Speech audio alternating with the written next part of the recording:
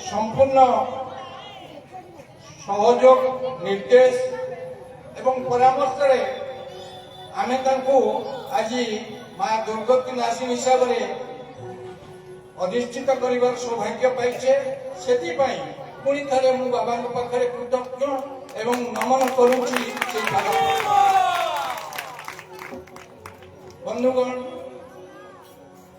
मु प्रणाम करुच्ची से माया जे आमको एपर्यंत सुधा आशीर्वाद करी आसिचंती आम जीवन को रूपांतरित करछंती विशेष भाव में मु कहबी मो जीवन को रूपांतरित करछंती मोर गाँव पूर्व दिगरे माँ बुढ़ी बासुले पश्चिम दिगरे गादी गोसाई सी आमको सुरक्षार कवच केवल देना सब आम जीवन को सुख शांति आनंद प्रदान कर प्रभु पाखे आज पुणी थे विनत प्रणाम जनाऊँ मु प्रणाम करुच्ची माटी की जो माटी रे मु पाद थापिबार सौभाग्य अर्जन करी मु प्रणाम करुच्ची मोर पितामाता को जो माने मते ये संसार को आनी मु प्रणाम करुच्ची बाबा बलियान को जहाँ अपार करुणारू तांकर सहपाठी हिसाब से मु किछि वर्ष तांको सहित कटैथिली जेतेबेले संसार तांको बाबा बोली जानि नथिला सेतेबेले आमे तांको बाबा बोली डाकुथुलु होत आमे जानि नथिलु से दिने ए विश्वगुरु रे परिणत हेबे किंतु आम मन भितरे सेही धारणा आसुथिला जे बाबा निश्चय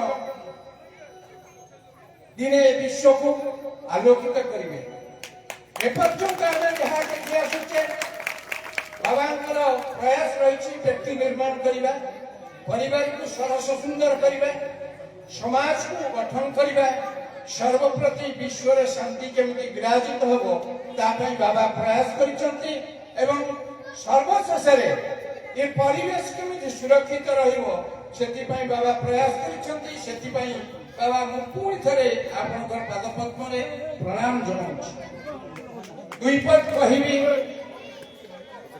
जिते आम पाठ पढ़ुलु Jagannath high school college Jeypore आमर सौभाग्य है बाबा सहित बसवा सहपाठी हिसाब से आपण मैंने कहीं विश्वास करेंगे क्लासरूम आम बसुलु पाठ पढ़ा प्रयास करूँ बाबा आम सहित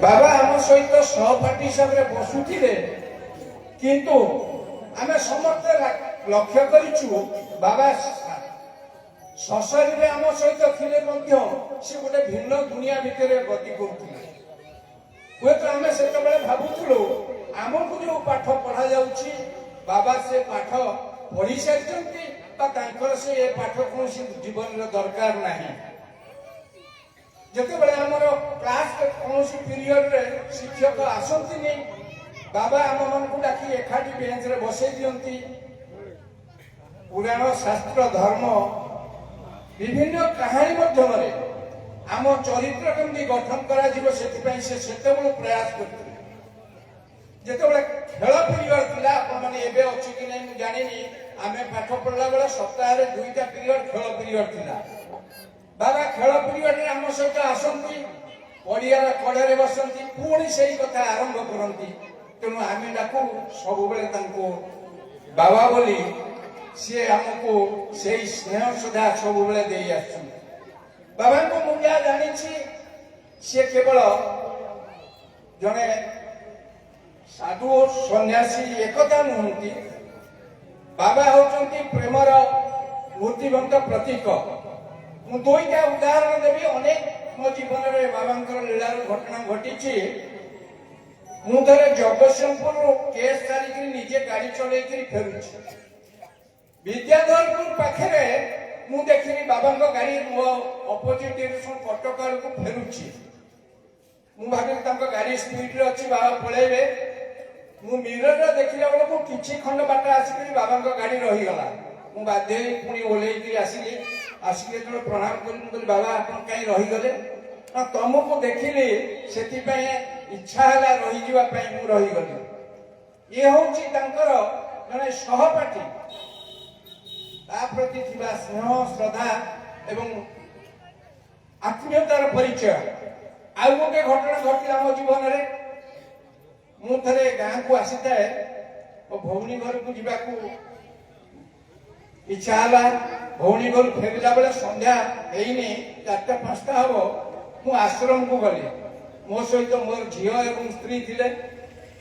ସେଦିନ ଆଶ୍ରମରେ ପ୍ରବଳ ଭିଡ଼ ଥିଲା। ବାବା ବ୍ୟସ୍ତ ଥିଲେ କୌଣସି ଗୋଟେ କାର୍ଯ୍ୟକ୍ରମ ପରବର୍ତ୍ତୀ କାଳରେ ହବ। ମୁଁ ଯେତେବେଳେ ଦୂରରୁ ବାବାଙ୍କୁ ପ୍ରଣାମ କଲି, ବାବା ମତେ ଦେଖିଲେ, ପାଖକୁ ଡାକିଲେ, କହିଲେ ମୁଁ ବ୍ୟସ୍ତ ଅଛି, ଏକା ଆସିଛ? ମୁଁ କହିଲି ନାଇଁ, ପରିବାର ସହିତ ଆସିଛି। ବାବା କହିଲେ ତାଙ୍କୁ ଟିକେ ଡାକି ଦିଅ। ସେମାନେ 2 ଜଣ ମା ଝିଅ ବାବାଙ୍କୁ ପ୍ରଣାମ କଲେ। ବାବା ଗୋଟିଏ କଥା କହିଲେ ଯେ ତମେ ପରିବାର ସହିତ ଆସିଛ, ଏଠୁ ପ୍ରସାଦ ପାଇବ। ଆମେ ଅବଶ୍ୟ ଖାଇକି ଯାଇଥିଲୁ, କିନ୍ତୁ ବାବାଙ୍କ ନିର୍ଦ୍ଦେଶ ତ ଅବମାନନା କରି ହବ ନାହିଁ। ଆମେ ଯାଇ ପଙ୍କ୍ତି ଭୋଜନରେ ବସିଗଲୁ। ଠିକ 5 ମିନିଟ ଯାଇଛି କି ନାହିଁ, ବାବା ସବୁ ଲୋକଙ୍କୁ ଛାଡ଼ି ଦେଇ ଆମେ ଖାଉଥିବା ଜାଗାରେ ପହଞ୍ଚିଗଲେ। ଆଉ ବିଚିତ୍ର ଲୀଳା ହେଲା ସେଠି, ବାବା ମତେ ସେ ବସିଥିବା ଜାଗାରେ ପଦେ ବି କଥା କହିଲେ ନାହିଁ। ମୋର ସ୍ତ୍ରୀଙ୍କ ସହିତ ଆଳାପ କଲେ ଯେମିତି ସତରେ ଜଣେ ବନ୍ଧୁ ପତ୍ନୀ ତାଙ୍କ ଘରକୁ ଆସିଛନ୍ତି ସେଇଭଳିଆ। ମା, ଇଏ ମୋର ସହପାଠୀ, ଆମେ ପାଠ ପଢୁଥିଲୁ। ଏଇଭଳିଆ ଗାଉଁଲି ଭାଷାରେ ବାବା ତାଙ୍କୁ ବୁଝେଇବାକୁ ଚେଷ୍ଟା କଲେ ଏବଂ କହିଲେ ଯେ ତମେ ମାନେ ଆସିଥିବାରୁ ମୁଁ ଖୁସି, ପୁଣି ଆଶା କରୁଛି ଆଉ ଯେବେ ସମୟ ପାଇବ ଆସିବ। କଥା ସେଇଠି ସରିଲା। ମୁଁ ବାବାଙ୍କ କତିରୁ ବିଦାୟ ନେଇ ଆସିଲି। ବିଦାୟ ନେଇ ଯେତେବେଳେ ବାହାରକୁ ଆସିକିରି ମୋ ଗାଡି ଚାବି ଖୋଲୁଛି, ଗେଟ୍ ପାଖରୁ, ଆଶ୍ରମର ଗେଟ୍ ପାଖରୁ ଜଣେ ଭଦ୍ରଲୋକ ଡାକିଲେ, ସାର୍ ଶୁଣନ୍ତୁ ରୁହନ୍ତୁ। ମୁଁ ଆଶ୍ଚର୍ଯ୍ୟ ହେଲି, ପୁଣି କଣ ଡାକରା ଆସିଲା। ସେ ତାଙ୍କ ମୁଣ୍ଡରେ ଗୋଟେ ଧଳା ଲୁଗାରେ ବନ୍ଧା ହେଇଥିବା କିଛି ମୁଣ୍ଡେଇକିରି ଆସୁଛନ୍ତି। ଗାଡି ପାଖରେ ପହଞ୍ଚିଲେ। ପହଞ୍ଚିଲା ପରେ କହିଲେ ଆପଣ ଆସିଗଲା ପରେ ବାବା ଆମକୁ ବହୁତ ଗାଳି କଲେ। ମୁଁ କହିଲି କାହିଁକି? ନା କହିଲେ ସିଏ ଆସିଛି କଟକ ଫେରିଯିବ, ତା ପରିବାର ସହିତ ଆସିଛି, ରାତିରେ ପୁଣି ଯାଇକି କଣ ସେ ରୋଷେଇ କରି ଖାଇବେ? କହିବ ବାବା ପିଠା ପଠେଇଛନ୍ତି, ସେ ରାତିରେ ଗଲେ ଖାଇବେ। ଇଏ ହେଲା କରୁଣାର ଅବତାର, ଯିଏ କି ମନର କଥାକୁ ବୁଝନ୍ତି, ଆମର କଷଣକୁ ଦୂର କରନ୍ତି ଏବଂ ଆମକୁ ତାଙ୍କ ଡୋରିରେ ବାନ୍ଧି ଦିଅନ୍ତି। ଅନେକ କଥା ଅଛି, ଆମେ ସମସ୍ତେ ସମବେତ ହେଇଛେ ଶ୍ରୀମଦ୍ ବାବା ବଳିଆଙ୍କର ଶ୍ରୀମୁଖରୁ ଆଶୀର୍ବାଚନ ଶୁଣିବା। ତେଣୁ ମୁଁ ବିଶେଷ ସମୟ ନେବିନି, ପୁଣି ଥରେ କହିବି, ଆସନ୍ତୁ ସମସ୍ତେ ବାବା ଯୋଉ ଦର୍ଶନରେ ଆମକୁ ଅନୁପ୍ରାଣିତ କରୁଛନ୍ତି, ଆମ ଜୀବନକୁ ଯୋଉ ରୂପାନ୍ତରିତ କରୁଛନ୍ତି, ସୁସ୍ଥ ସମାଜ ଗଠନ ପାଇଁ ଯୋଉ ପ୍ରୟାସ କରୁଛନ୍ତି ଏବଂ ପରିବେଶକୁ ଯିଏ ଠିକ ରଖିବା ପାଇଁ ସବୁବେଳେ ଉଦ୍ୟମ କରୁଛନ୍ତି, ତାଙ୍କର ସେଇ ବାର୍ତ୍ତାକୁ ଆମେ ଗ୍ରହଣ କରିବା। କେବଳ ଖାଲି ତାଙ୍କୁ ପୂଜା କରିବାନି, ନମନ କରିବା ନାହିଁ, ତାଙ୍କ ବାଣୀକୁ ଆମେ ଜୀବନରେ ଯଦି ସମସ୍ତେ ପ୍ରୟୋଗ କରିବା, ତାହେଲେ ନିଶ୍ଚିତ ଭାବରେ ବାତାବରଣ ବଦଳିଯିବ। ଆମ ଭିତରେ ଏକ ସୁଖ ଶାନ୍ତି ଏବଂ ଆନନ୍ଦମୟ ସଂସାର ଆମେ ଦେଖିପାରିବା। ବାବା, ମୁଁ ମୋର ବକ୍ତବ୍ୟକୁ ଶେଷ କରିବା ପୂର୍ବରୁ କ୍ଷମା କରିବେ, ଆପଣଙ୍କ ଅନୁମତି ନ ନେଇ ମୁଁ ଦିପଦ କହିବାକୁ ପ୍ରୟାସ କଲି। ଆମ ସମସ୍ତଙ୍କର ଅନୁରୋଧ, ବ୍ୟକ୍ତିଗତ ଭାବେ ମୋର ଅନୁରୋଧ, ଆପଣଙ୍କର ଦିବ୍ୟ ବାଣୀ ସମସ୍ତେ ଶୁଣି ସାରିଲା ପରେ ପୂର୍ଣ୍ଣାହୁତି ହବ। ଆପଣଙ୍କ ହାତରେ ଆମେ ସମସ୍ତେ ଚାହୁଁଛୁ ଆପଣ ପୁଣି ମାଙ୍କ ପାଖକୁ ଟିକେ କଷ୍ଟ କରି ଯିବେ ଏବଂ ପୂର୍ଣ୍ଣାହୁତି ଦେଲା ପରେ ଆମେ ସମସ୍ତେ ଜାଣିବୁ ଯେ ମା ଆସିକିରି ଆପଣଙ୍କ କୃପାରୁ ସେଠି ବିଜେ କରିଛନ୍ତି ଏବଂ ସେଇ ମା ଆମକୁ ଜୀବନ ସାରା ଶାନ୍ତି, ସୁଖ ଏବଂ ଆନନ୍ଦ ଦେବେ। ଏତିକି କହି ମୁଁ ବିଦାୟ ନେଉଛି। ସମସ୍ତଙ୍କୁ ମୋର ପୁଣି ଥରେ ପ୍ରଣାମ। ବାବାଙ୍କ ଚରଣରେ ମୁଁ ଶତକୋଟି ପ୍ରଣାମ ଜଣାଉଛି।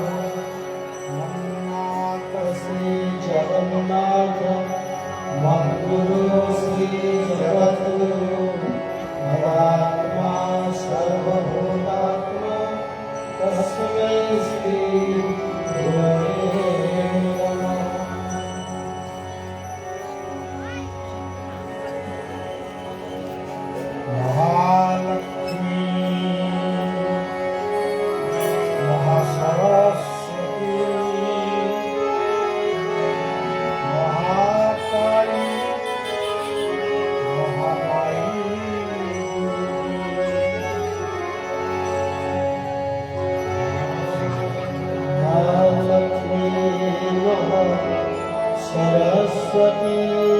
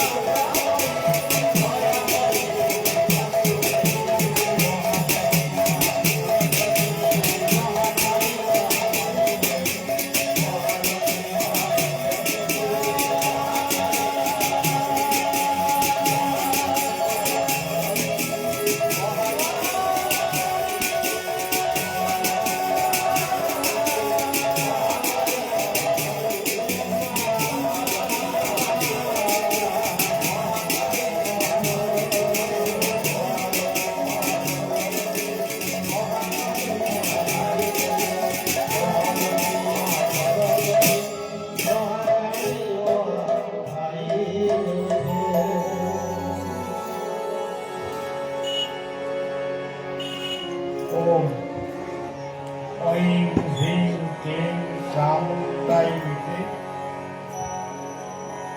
मां मंगलमयी शारदा मंडल झंकरवासिनी मां शारदा मंडल जयपुर ग्राम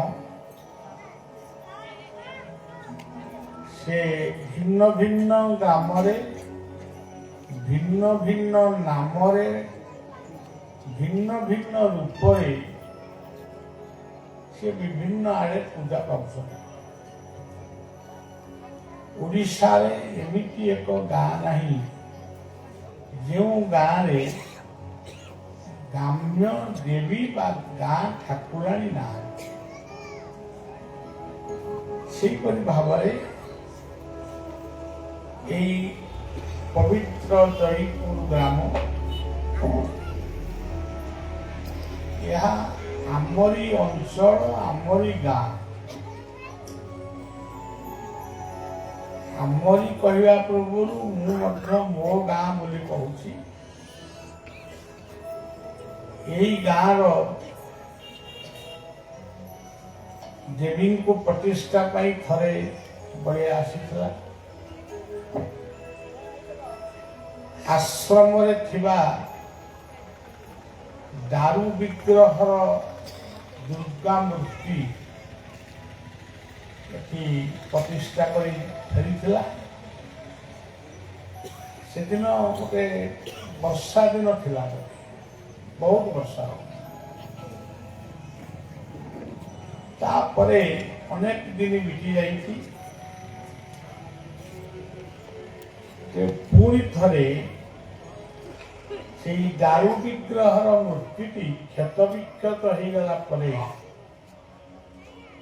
ग्रामर अधिवासी माने चिंता कले आमे गोटे नूतन मूर्ति प्रतिष्ठा करता किंतु यही कथाटी जेतबेले चिंतन कले जो आमर ये गाँव जड़े योग्य पुत्र मोर बाल्य साथी एकाठी एका बेंच रे आमे बसुलु आग धाड़ी पाठ पढ़ीचु केते कौन ताई कापरा हिचु से मते जांको दिए एटी दीप प्रज्वलन कले सौरी महापात्र मुझे सौरी बाबू बोली सब कहे तेरे सी मत फोन रे जनइले एमती गोटे ग्राम्य देवी प्रतिष्ठा हम एवं तार केमिति कौन से प्रतिष्ठा हम से मूर्ति केमिति आसे आपन टिके ये कथा को बुझ तेणु आमे कौन बुझा तेरे आमे सब संयोजक जहा हो से संयोजना फल से पवित्र साधु उद्यम आज मां सुंदर मूर्ति एटी प्रतिष्ठा ही पाए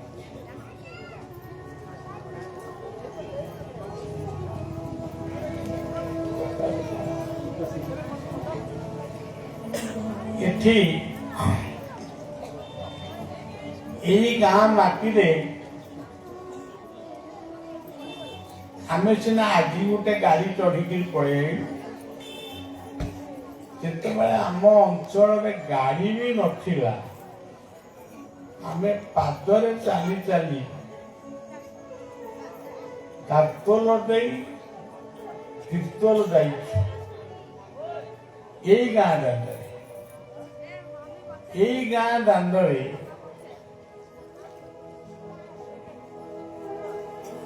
मो ये गाँव जो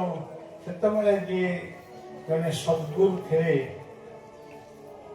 दयानिधि परमहंस यही गाँ दांडे ही आमे परस्पर सहित कथोपकथन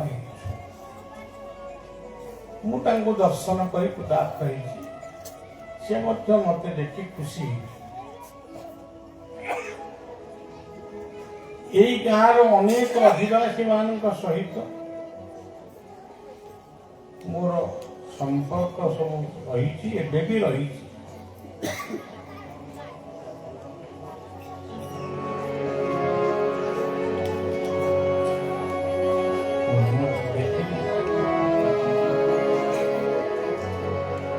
ଜୟପୁର ଗ୍ରାମର ପ୍ରତିଟି ଅଧିବାସୀ ଏ କୋଲର ପଞ୍ଚାୟତର ପ୍ରତିଟି ଅଧିବାସୀ ଆଖପାଖରେ ଥିବା ସମସ୍ତ ଗାଁର ଉପସ୍ଥିତ ସମସ୍ତ ବ୍ୟକ୍ତିମାନଙ୍କର ଶୁଭ କାମନା କରୁଛି ମା ମଙ୍ଗଳମୟୀଙ୍କ ପାଖରେ। ଏକ ପାର୍ଶ୍ୱରେ ବହି ଯାଉଛି ପବିତ୍ର ମହାନଦୀ, ଅପର ପାର୍ଶ୍ୱରେ ବହି ଯାଉଛି ପବିତ୍ର ପାଇକା ନଦୀ। ଆମେ ଯେଉଁ ଅଞ୍ଚଳରେ ବାସ କରିଛେ ଏହାକୁ ତ୍ରିକୋଣ ଭୂମି ବୋଲି କୁହାଯାଏ। ଇଏ ମହାନଦୀ ଆଉ ଚିତ୍ରକଳା ଅନ୍ତର୍ଗତ ଯେତେ ଗାଁ ଇଏ ସମସ୍ତେ ତ୍ରିକୋଣ ଭୂମିର ଅଧିବାସୀ। ଇଏ ଗୋଟେ ସ୍ୱତନ୍ତ୍ର ଅଞ୍ଚଳ। ଆକୁ ସ୍ୱତନ୍ତ୍ର ନିର୍ବାଚନ ମଣ୍ଡଳୀ କରାଯାଉ, ସେଥିପାଇଁ ଏ ଅଞ୍ଚଳର କିଛି ବ୍ୟକ୍ତିକି ମଧ୍ୟ ଆମେ ଏକତ୍ର କରିଛୁ।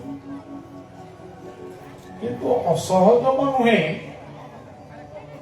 ଆମେ ସେଇଭଳି ଉତ୍ସାହ ପାଇଲୁ ଯୋଉଟାକି ତାହା ପୂର୍ଣ୍ଣ ହେଇପାରିଲାନି। ଏହାର ସ୍ୱତନ୍ତ୍ର ଗୋଟେ ନିର୍ବାଚନ ମଣ୍ଡଳୀ ହବ, ପୋଲିସ ଷ୍ଟେସନ ହବ, ତହସିଲ ହବ, ଏମିତି ଅନେକ କଥା ଆମେ ଚିନ୍ତା କରିଛୁ।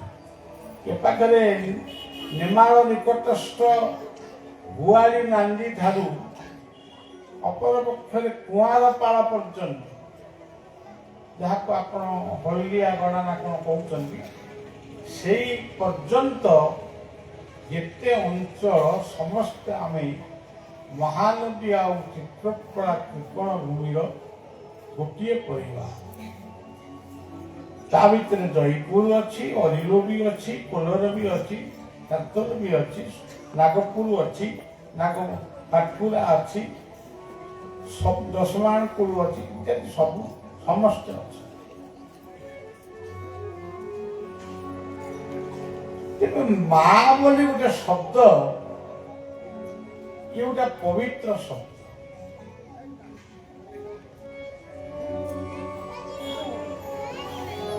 ସୌରୀ ବାବୁ ତାଙ୍କର ଅଭିଭାଷଣରେ, ଉଦ୍ଘାଟନୀ ଭାଷଣରେ ଅନେକ ଗୁଡ଼ିଏ ଅନୁଭୂତି ସେ କହିଲେ।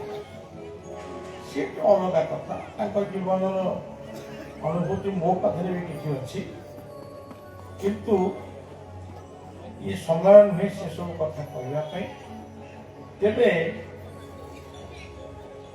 ତାଙ୍କ କଥା ଭିତରେ ସେ ଗୋଟିଏ ଶବ୍ଦ କହିଲେ, ମୋ ବାପ ମା କୁ ମୁଁ ପ୍ରଣାମ ଜଣାଉଛି। ଏଇ କଥାଟା ମତେ ବହୁତ ଭଲ ଲାଗେ। ଏତେ କଥା ଭିତରେ ସିଏ ତାଙ୍କର ବାପ ମାଙ୍କୁ ମନେ ପକେଇ ପ୍ରଣାମ କରୁଛନ୍ତି, ଠାରୁ ବଡ କଥା କିଛି ନାହିଁ। ଆମେ ସମସ୍ତେ ଗୀତା ଶୁଣୁଛୁ, ଭାଗବତ ଶୁଣୁଛୁ, ରାମାୟଣ ଶୁଣୁଛୁ, ରାମ ମନ୍ଦିର କରୁଛୁ, କୃଷ୍ଣ ମନ୍ଦିର କରୁଛୁ, ହନୁମାନଙ୍କ ମନ୍ଦିର କରୁଛୁ, କେତେ କଣ ମନ୍ଦିର ଆମେ କରୁଛୁ, କେତେ କଣ ମାଗୁଛୁ, ମୁକ୍ତି ମୋକ୍ଷ ନିର୍ବାଣ ସବୁ କିଛି। କିନ୍ତୁ ଆମ ଜୀବନର ଗୋଟିଏ ମନ୍ଦିର ହଉଛି ଜୀବନ। ଇଏ ଜୀବନ ହଉଛି ଗୋଟିଏ ମନ୍ଦିର। ଏଇ ଜୀବନ ମନ୍ଦିରରେ ଅଛନ୍ତି 11 ଜଣ ସେବକ। ଆମେ ନିଜକୁ ଜାଣିନୁ। ଆମେ ଭାବୁଛୁ ଜଗନ୍ନାଥଙ୍କ ମନ୍ଦିରରେ 36 ନିଯୋଗ ଅଛି। এইটা ଆମେ ସମସ୍ତେ ଜାଣିଛୁ ବା କହୁଛୁ। କିନ୍ତୁ ଜୀବନ ମନ୍ଦିରରେ 11 ଜଣ ସେବକ ଅଛନ୍ତି। ତଥାପି ଆମେ ଭୁଲ ବାଟରେ ଯାଉଛୁ।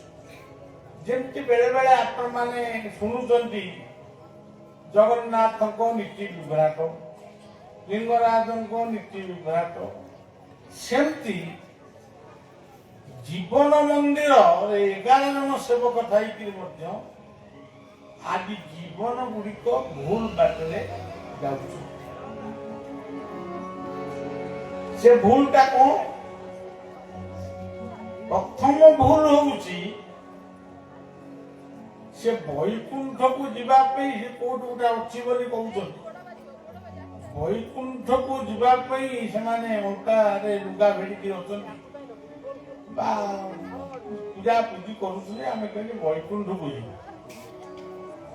କିନ୍ତୁ ବୈକୁଣ୍ଠଟା ଯେ ତାଙ୍କ ଘରେ ଅଛି, ପ୍ରତ୍ୟେକ ଘର ହଉଛି ବୈକୁଣ୍ଠ, ଇଏ କଥାକୁ ସିଏ ଭୁଲିଲେ।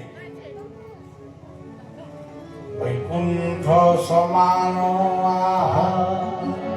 ଅଟେ ସେହି ଘର,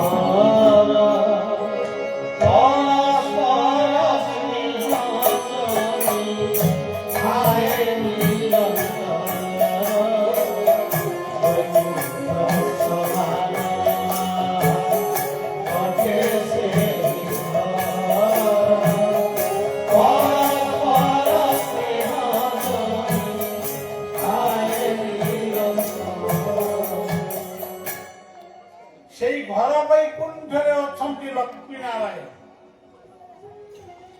ଯାହାଙ୍କ ମାଧ୍ୟମରେ ଆମେ ଏ ପୃଥିବୀକି ଆସିବୁ। ଆମେ ଆଜି ମାନେ ବହୁତ ବଡ ବଡ ପଦ ପଦବୀରେ ରହିଲୁଣୁ, ବହୁ ଅର୍ଥ ଉପାର୍ଜନ କଲୁଣୁ, ବହୁ କୋଠା ବାଡ଼ି ଗାଡ଼ି ସବୁ କରିଛୁ, କିନ୍ତୁ ଆସିଛୁ କାହା ମାଧ୍ୟମରେ?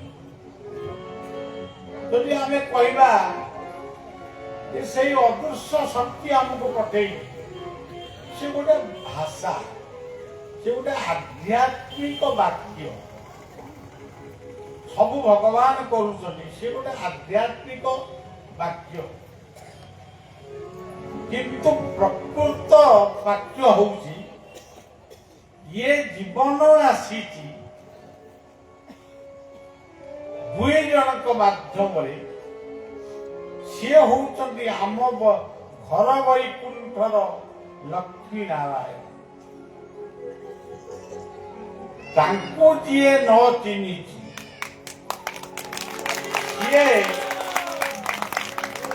ଅନେକଙ୍କୁ ଚିହ୍ନିଲେ ଲାଭ। ଆମେ ଶାରଦାଙ୍କ ମନ୍ଦିରକୁ ଯାଉଛୁ, ସେଠି ମା ମା ମା ମା କରି ବହୁତ କହୁଛୁ, କିନ୍ତୁ ଆମ ଗଲାବେଳେ ଶାରଦାଙ୍କ ମନ୍ଦିରକୁ ଗଲାବେଳେ ଆମ ମା ଉପାସରେ ଅଛି କି ଖାଇଛି ସେ କଥା କଣ ଆମେ ବୁଝୁଛୁ? ତେଣୁ ମା ଧରି ଗୋଟେ ମା କହିଲେ ପ୍ରକୃତି, ଗ୍ରୀଷ୍ମ ବର୍ଷା ଶରତ ହେମନ୍ତ ଶୀତ ବସନ୍ତ, ଏଇ ଯୋଉ 6ଟି ଋତୁ ଇଏ ହଉଛନ୍ତି ମା।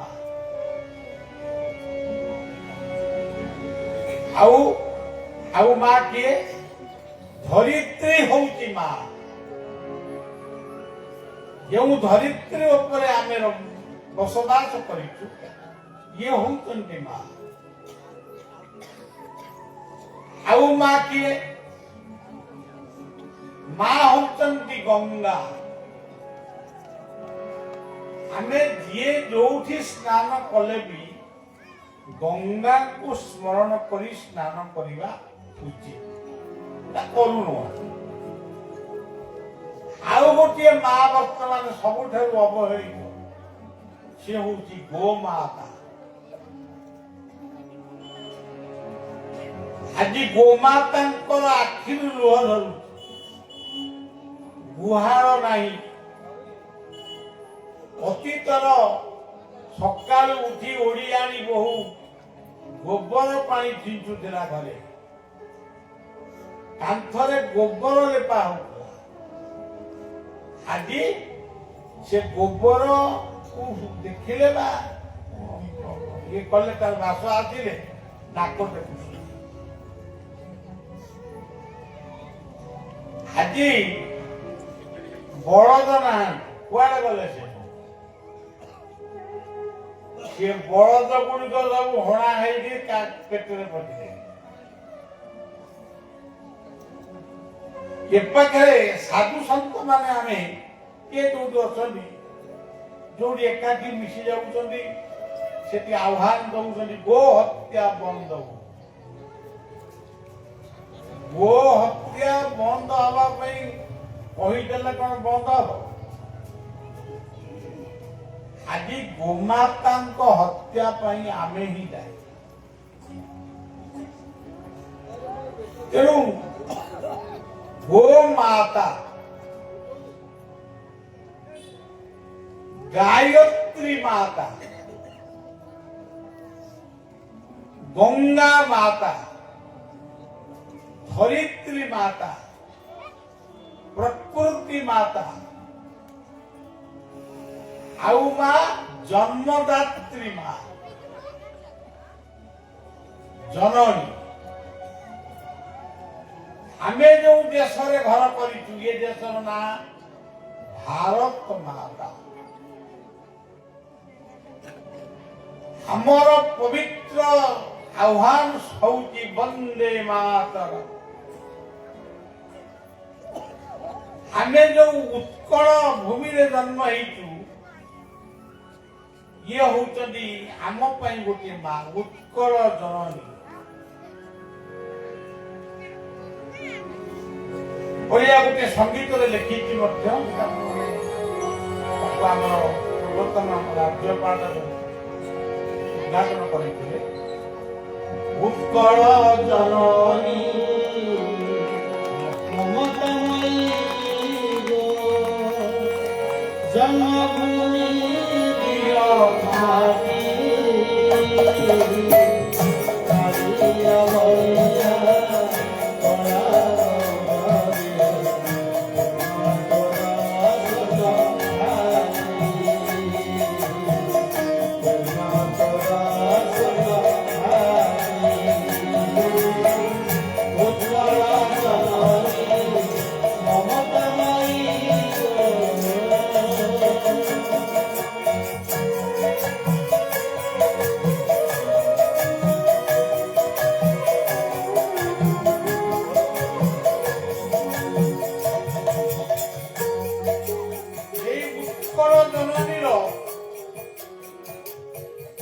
ସର୍ବଶ୍ରେଷ୍ଠ ଆରାଧ୍ୟ ହଉଛନ୍ତି ଜଗନ୍ନାଥ।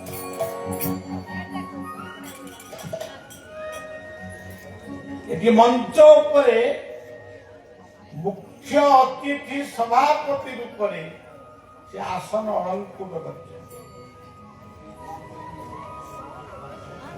ଉତ୍କଳମଣି ଗୋପବନ୍ଧୁ ଲେଖିଥିଲେ, ଉତ୍କଳ ଜନତା ନୁହନ୍ତି ଅନାଥ, ଉତ୍କଳର ନେତା ନିଜେ ଜଗନ୍ନାଥ। ଏଇ ଜଗନ୍ନାଥଙ୍କର ଦର୍ଶନରେ ଆପଣ ଦେଖିବେ, ଭାଇ ସେ ମଧ୍ୟ ଗୋଟେ ଘର ବୈକୁଣ୍ଠର କଥା। ଭାଇ ଭଉଣୀ କୋଉଠି ଦେଖିବାକୁ ମିଳେ? ପରିବାର ଭିତରେ। ଇଏ ପୃଥିବୀରେ ଆମେ ଅନେକ ତୀର୍ଥ ସ୍ଥାନ ବୁଲିଛୁ, ସବୁଠି ସ୍ୱାମୀ ସ୍ତ୍ରୀ ପୁଅ ଝିଅକୁ ନେଇକିରି ମନ୍ଦିରରେ ସବୁ ପୂଜା କରିଛୁ, କିନ୍ତୁ ପୃଥିବୀ ଗୋଟିଏ ମନ୍ଦିର ତାକୁ କିଏ କଳ୍ପନା କରିଛି ଆମେ କହିଥିଲୁ। ସେ ନିଜେ ହିଁ ନିଜକୁ କଳ୍ପନା କରିଛନ୍ତି। ସିଏ ହଉଛନ୍ତି ଜଗନ୍ନାଥ।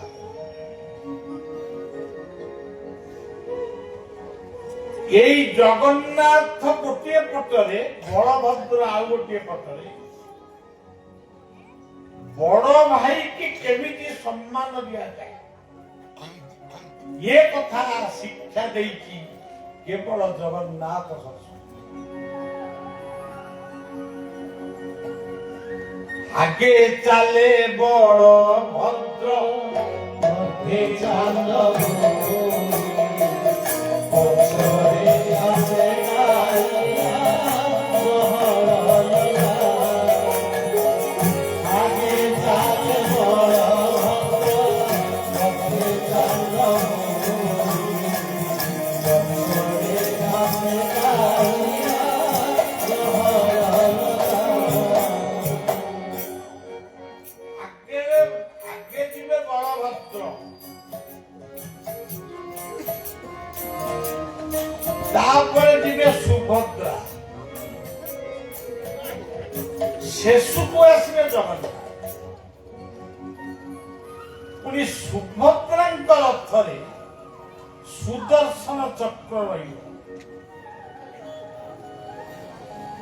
ଜଗନ୍ନାଥ ସଂସ୍କୃତି ସମଗ୍ର ପୃଥିବୀକି କହୁଛି ମା ଭଉଣୀର ସମ୍ମାନ ଅକ୍ଷୁର୍ଣ୍ଣ ରଖ।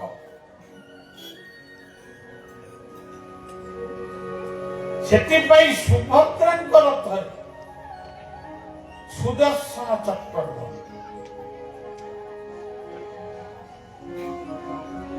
ଏଇ ଯୋଉ ଚାରୋଟି ନାଁ ଆପଣ ଶୁଣିଲେ, ଏଇ ଚାରୋଟି ନାଁ ଭିତରେ ବୋଧେ ବେଦ, ବେଦାନ୍ତ, ଗୀତା, ଭାଗବତ, ରାମାୟଣ, ମହାଭାରତ, କୋରାନ, ବାଇବେଲ, ତ୍ରିପିଟକ ସବୁ କଥାର ତତ୍ତ୍ୱ ତାରି ଭିତରେ ଅଛି। ଏଠି ଆମେ ପୂଜା କରୁଛୁ ଗ୍ରାମ୍ୟ ଦେବୀ ମା ବୁଢ଼ୀବାସୁରେ। ସିଏ ହଉଛନ୍ତି ସେଇ ସୁଭଦ୍ରା। ଆମେ ଭିନ୍ନ ଭିନ୍ନ କରିକି ଆମେ ହିଁ ଅଡୁଆରେ ପକେଇବୁ। ନମସ୍ତେ ଶୁଭକେ ଦେବୀ, ନମସ୍ତେ ସୌଖ୍ୟବର୍ଦ୍ଧି, ନମସ୍ତେ ପଦ୍ମପତ୍ରାକ୍ଷୀ କାତ୍ୟାୟନୀ ନମସ୍ତେ। ସେ ହଉଛନ୍ତି ସୁଭଦ୍ରା।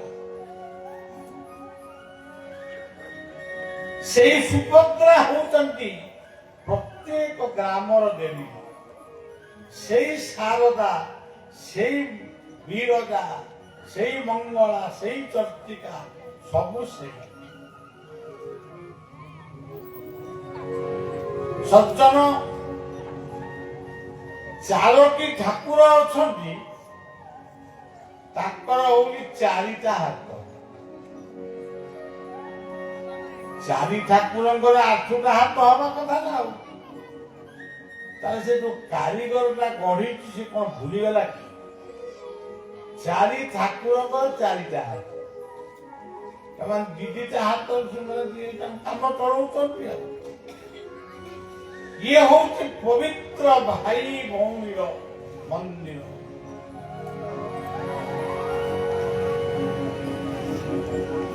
ଚାରୋଟି ଠାକୁର ଅଛନ୍ତି। ପଚାରିଲେ ସମସ୍ତେ କହୁଛନ୍ତି ବଳଦେବ କହୁଛନ୍ତି। ଯଦି ବାଟରେ ଯାଉଛନ୍ତି ପଚାରିବ କୁଆଡେ ଯାଉଛ କି? ନା ମୁଁ ଟିକେ ଜଗନ୍ନାଥଙ୍କ ଦର୍ଶନକୁ ଯାଉଛି। ଜଗନ୍ନାଥଙ୍କ ଦର୍ଶନକୁ ଯାଉଛୁ, ଆଉ ବଳଦେବକୁ ଦେଖିବନି? ନା ବଳଦେବକୁ ଦେଖିବାନି, ଆଉ ସୁଭଦ୍ରାକୁ ଦେଖିବା। ତେଣୁ ସବୁ ତ ଦେଖିବା, ଆଉ କହୁଛ ଜଗନ୍ନାଥଙ୍କ ରଥକୁ ଯାଉ। ଏଇ ଯୋଉ ଜଗନ୍ନାଥ, ଏଇ ଚାରୋଟି ଅକ୍ଷର ଭିତରେ ସମଗ୍ର ଜଗତ ଲୁଚି ରହିଛି। ସମଗ୍ର ଜଗତ ଅଛି।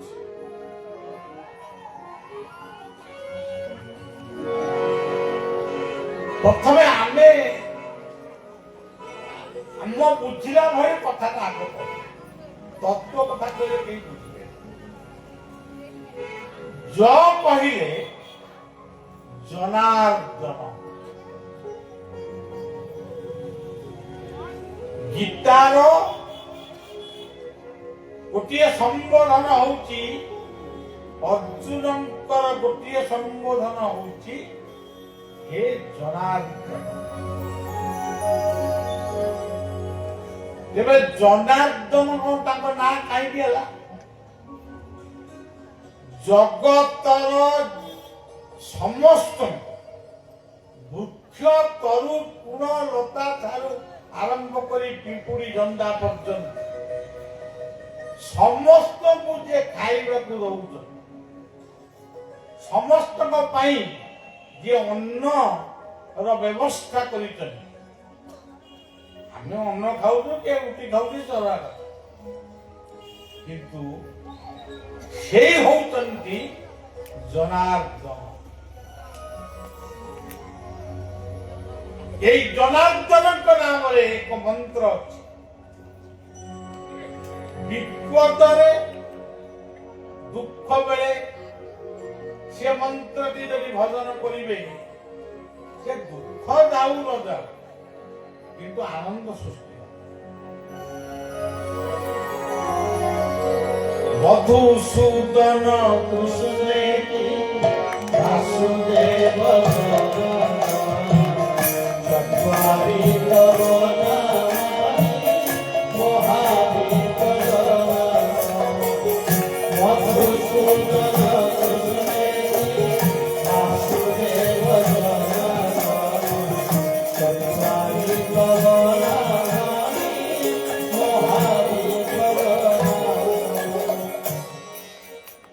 এই জনার্দন ଯୋଉ ଶବ୍ଦ ଖାଲି କହିଦେଲେ କଣ ହବ କି? ବାସ୍ତବରେ ସେ ଜନାର୍ଦନ କେତେବେଳେ? ସବୁବେଳେ ତ ହେଇଛନ୍ତି, କିନ୍ତୁ ଆମ ଜାଣିବା ଭିତରେ ଗୋଟେ ଜନାର୍ଦନ ରୂପ ସେ ନେଲେ ବନ୍ଧୁ ମହାନ୍ତିଙ୍କ ପାଖରେ। ଅର୍ଦ୍ଧରାତ୍ରିରେ ବନ୍ଧୁ ମହାନ୍ତି ଯାଜପୁରରୁ ଯାଇ ବେଜନଳା ପାଖରେ ବେଜ ପିଇ ପିଲାମାନଙ୍କୁ ଶୁଆଇ ଦେଇଛନ୍ତି। ତାଙ୍କ ସ୍ତ୍ରୀ ପିଲାମାନେ ପଚାରୁଛନ୍ତି,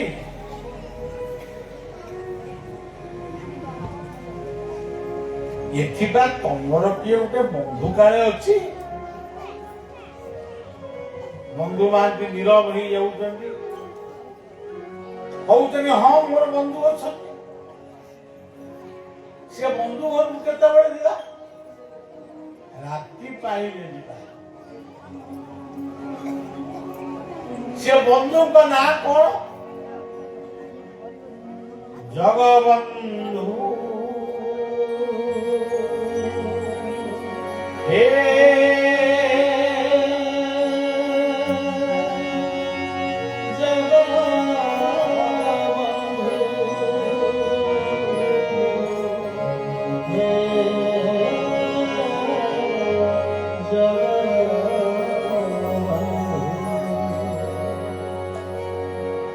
ପିଲାମାନଙ୍କୁ କହିଲେ କାଲି ସକାଳୁ ଯିବା, ତମେ ଟିକେ ପେଜ ଭେଜ ପିଇଦେଇ ଶୋଇପଡ। ବନ୍ଧୁ ମହାନ୍ତିଙ୍କ ଆଖିରେ ନିଦ ନାହିଁ।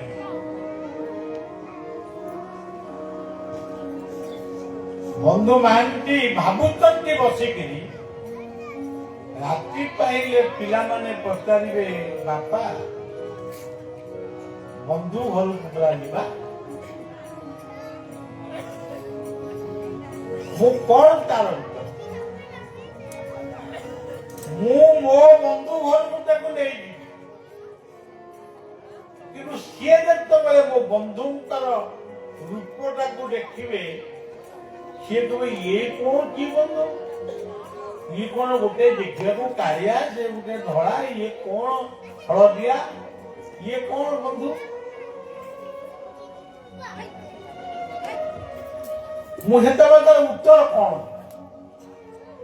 ଏଇ କଥା ଭାବୁଛନ୍ତି।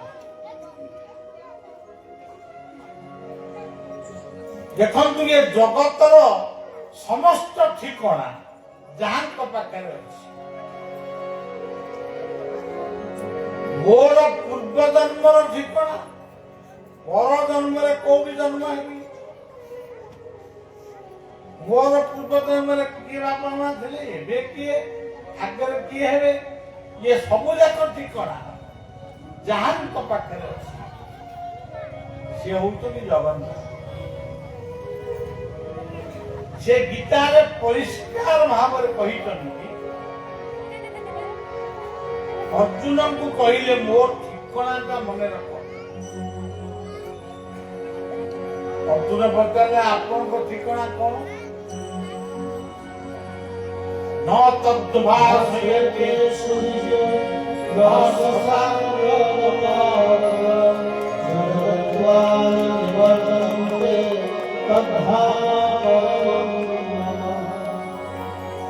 ମୋର ଧାମ ହଉଛି ମହାଶୂନ୍ୟ,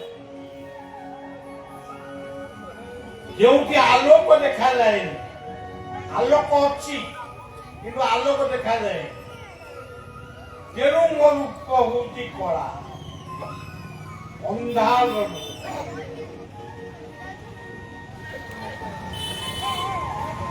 ତେବେ ବନ୍ଧୁ ମହାନ୍ତି ବସିଛନ୍ତି ମୁଣ୍ଡରେ ହାତ ଦେଇ, କାଲି ତାଙ୍କ ପରିବାରକୁ କଣ କହିବେ? କିଏ ଗୋଟିଏ ଆସି ଡାକୁଛି, ବନ୍ଧୁ ମହାନ୍ତି, ଓ ବନ୍ଧୁ ମହାନ୍ତି। କିଏ ଭାବିଲେ କେତେ ବନ୍ଧୁ ମହାନ୍ତି କୋଉଠି ଯିବେ, ମୁଁ କଣ ବନ୍ଧୁ ମହାନ୍ତି ଏକୁଟିଆ। ସେ ପୁଣି ଡାକୁଛନ୍ତି, ହୋ ଯାଜପୁରିଆ ବନ୍ଧୁ। ଚମକି ପଡିଲେ, ଯାଜପୁରିଆ ବନ୍ଧୁ ମାନେ ମୁଁ ଏଠି ବଇଛି। ଉଠିକିରି କହିଲେ, ଆପଣ ମତେ କାହିଁ ଡାକୁଛନ୍ତି? ନା ତୁମେ ଯାଜପୁରରୁ ଆଇଛ, କଣ ଖାଇଲ? ନା କିଛି ଖାଇନ, କାଲି ସକାଳୁ ଖାଇଲ।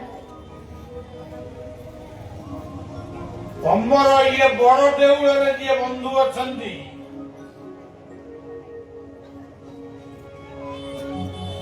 ସିଏ ତମ ପାଇଁ ଗୋଟେ ସୁବର୍ଣ୍ଣ ଥାଳିରେ ଖେଚୁଡି ଆଉ ଡାଲମା ପଠେଇଲେ। ପିଲାମାନଙ୍କୁ ଉଠେଇକି ଖାଇବାକୁ। ବନ୍ଧୁ ମହାନ୍ତି ଆଶ୍ଚର୍ଯ୍ୟ। ଯେଉଁ ମୂର୍ତ୍ତି କାଠରେ ତିଆରି ବୋଲି ଆମେ କହୁଛୁ, ସିଏ ପୁଣି ଜୀବନ୍ତ ଭଳି ଗୋଟେ ଜୀବନ୍ତ ମଣିଷ ରୂପରେ ଆମ ପାଇଁ ଖାଦ୍ୟ ପଠେଇ ପାରେ। ସେ କାଠ ହେଲା କେମିତି? ସେ କାଷ୍ଟ ନୀଳ କନ୍ଦର ବିହାରୀ ଜଗନ୍ନାଥ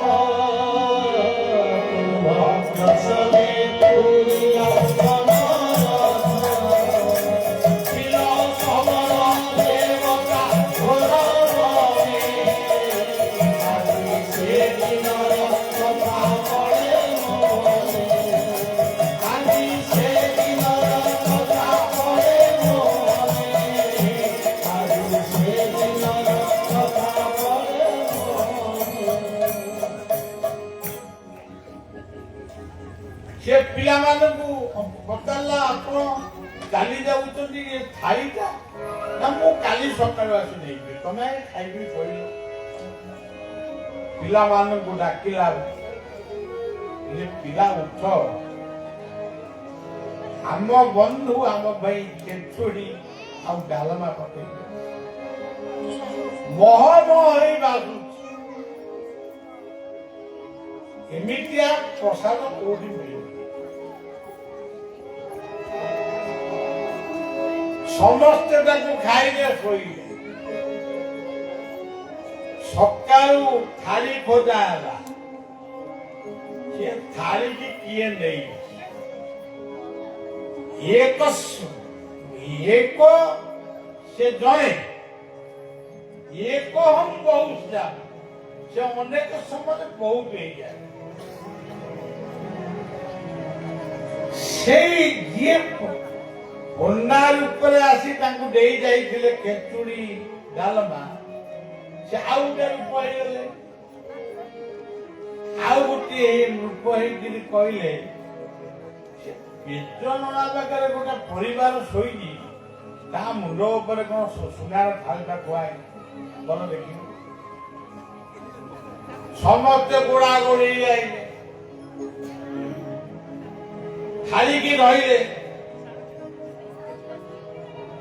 ଏବଂ ବନ୍ଧୁ ମହାନ୍ତିକି ଯେତେବେଳେ ମାରିବା ପାଇଁ ଉଦ୍ୟତ ହେଇଛି, ଏଇ କାଳିଆ ବନ୍ଧୁ ସେ ପୁଣି ଆଉ ଗୋଟେ ରୂପ ନିଏ। ସେ ଏମିତି ଏକ ରୂପ ଧରି ଆସିଲା, ଏଇ ଇଏ ଚୋର ଭଳି ଦେଖାଯାଉଛି, ତମେ ଆଇଛ ତାଙ୍କୁ ମାରିବାକୁ। ତାଙ୍କୁ ଏଭଳି ଫୋପାଡ଼ି ଦେଲା, ତାକୁ ଏମିତି ପାଲି ପାଲି ଦେଲା, ସିଏ ସବୁ ଖଣ୍ଡିଆ ମଣ୍ଡିଆ ହେଇକି ପଡିଛନ୍ତି। ବନ୍ଧୁ ମହାନ୍ତି କେବଳ ସେଇ ବନ୍ଧୁଙ୍କୁ ହିଁ ତାର ମନେ ପଡି ଯାଉଛି, କାଷ୍ଠ ପାଷାଣ ତରୁ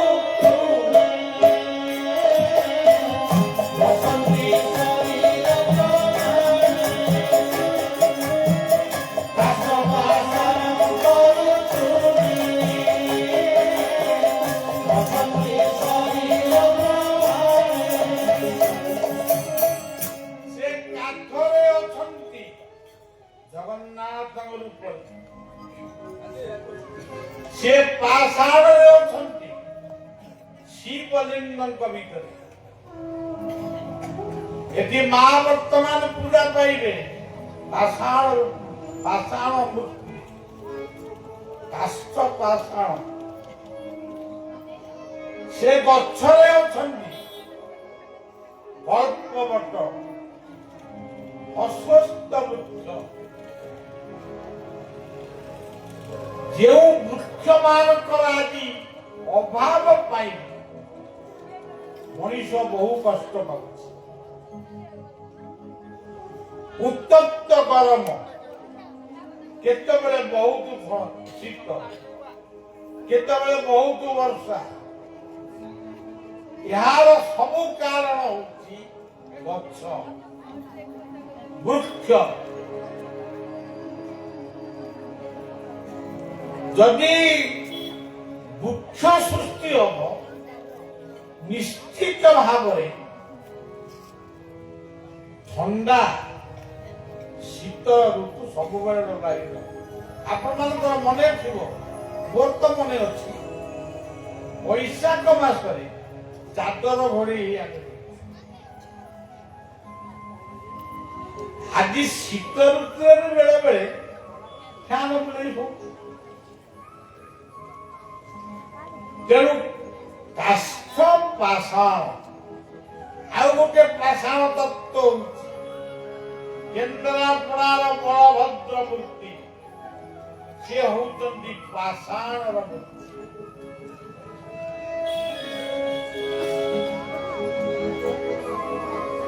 ତରୁ କହିଲେ କଳ୍ପବଟ, ଅଶ୍ୱତ୍ଥ ବୃକ୍ଷ। ଗୀତାରେ କହିଲେ ଅଶ୍ୱତ୍ଥ ସର୍ବବୃକ୍ଷ।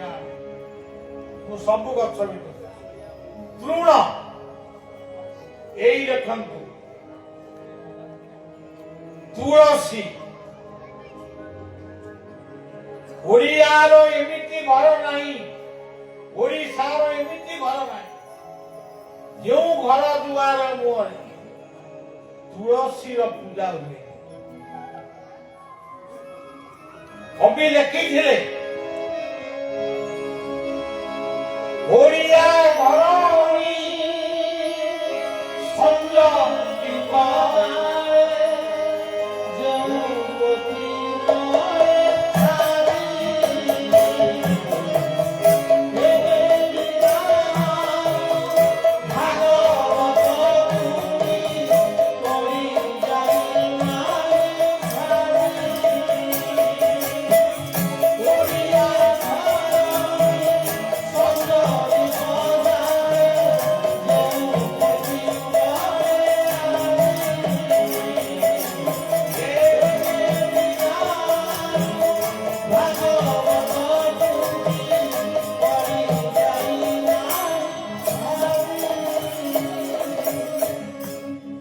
ପାଖରେ କବି ଏମିତି ଲେଖିଲେ ଆଉ ଜଣେ ଲେଖିଲେ ତୁଳସୀ ଚଉରା ମୂଳେ ରଙ୍ଗଣୀ ଗଛ ତଳେ ସଞ୍ଜବତୀ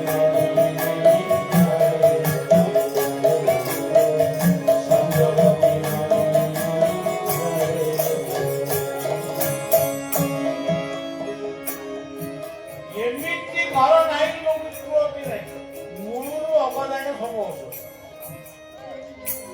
ଯେଉଁ ଘରେ ଯେଉଁ ହିନ୍ଦୁ ଘରେ ବା ଯେଉଁ ଓଡ଼ିଆ ଘରେ ତୁଳସୀ ଗଛ ନାହିଁ ତା ପାଇଁ ଆମରି କିଛି ଧର୍ମାବଲମ୍ବୀ ଲୋକ ଅଛନ୍ତି ଆମରି ହିନ୍ଦୁ ସନାତନ ଧର୍ମ ଭିତରେ ତୁଳସୀ ଗଛକୁ ଓପାଡ଼ି ଫୋପାଡ଼ି ଦିଅ ମାଣବସା ପାଇଲି ନଈରେ ଫିଙ୍ଗି ଦିଅ ଏମିତି ବି ଅଛନ୍ତି ସିନ୍ଦୁର କାଦଲି ଆଜି ଧର୍ମର ଗ୍ଲାନି ସେମାନେ ବହୁତ ଭଲ କଥା କହୁଛନ୍ତି ଯୋଉଟା ମୁଣ୍ଡରେ ପଶିଯାଇଛି ତୁଳସୀ ଗଛ ଆମେ ଆସିଲୁ ମା ମାନେ ମୋର ବନ୍ଦାପନା କରି କୋଉଥିରେ ବନ୍ଦାପନା ଦୁବରେ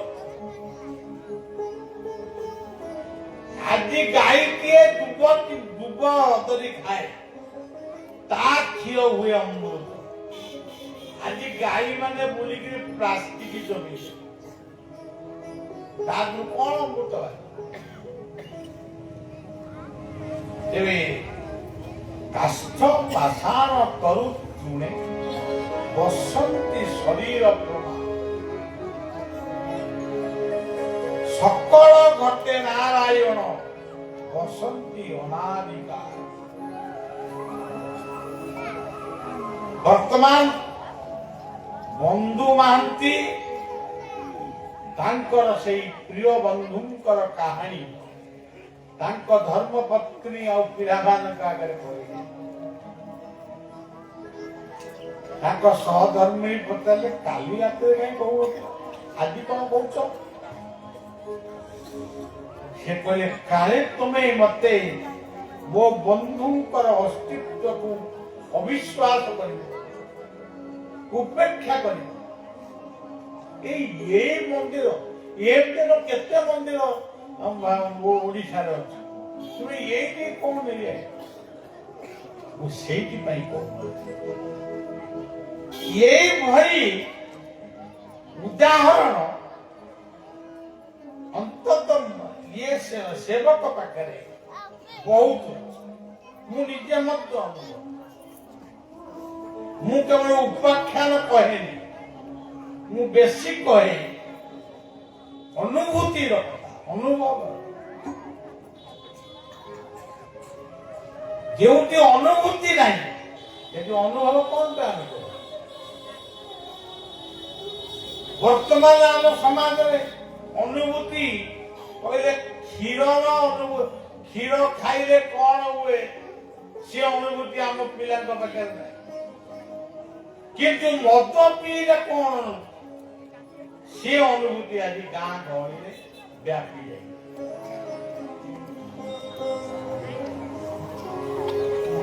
ଯେଉଁଥିପାଇଁ ପିଲା ଗୁଡାକ ମୋ ଦେଶ ମୋ ଜାତି ମୋ ସଂସ୍କୃତିର ମଣିଷ ପିଲା ଗୁଡାକ ଯୁବକ ମାନେ ଅଳ୍ପ ବୟସରେ ଅକାଳରେ ଝଡ଼ି ପଡୁଛନ୍ତି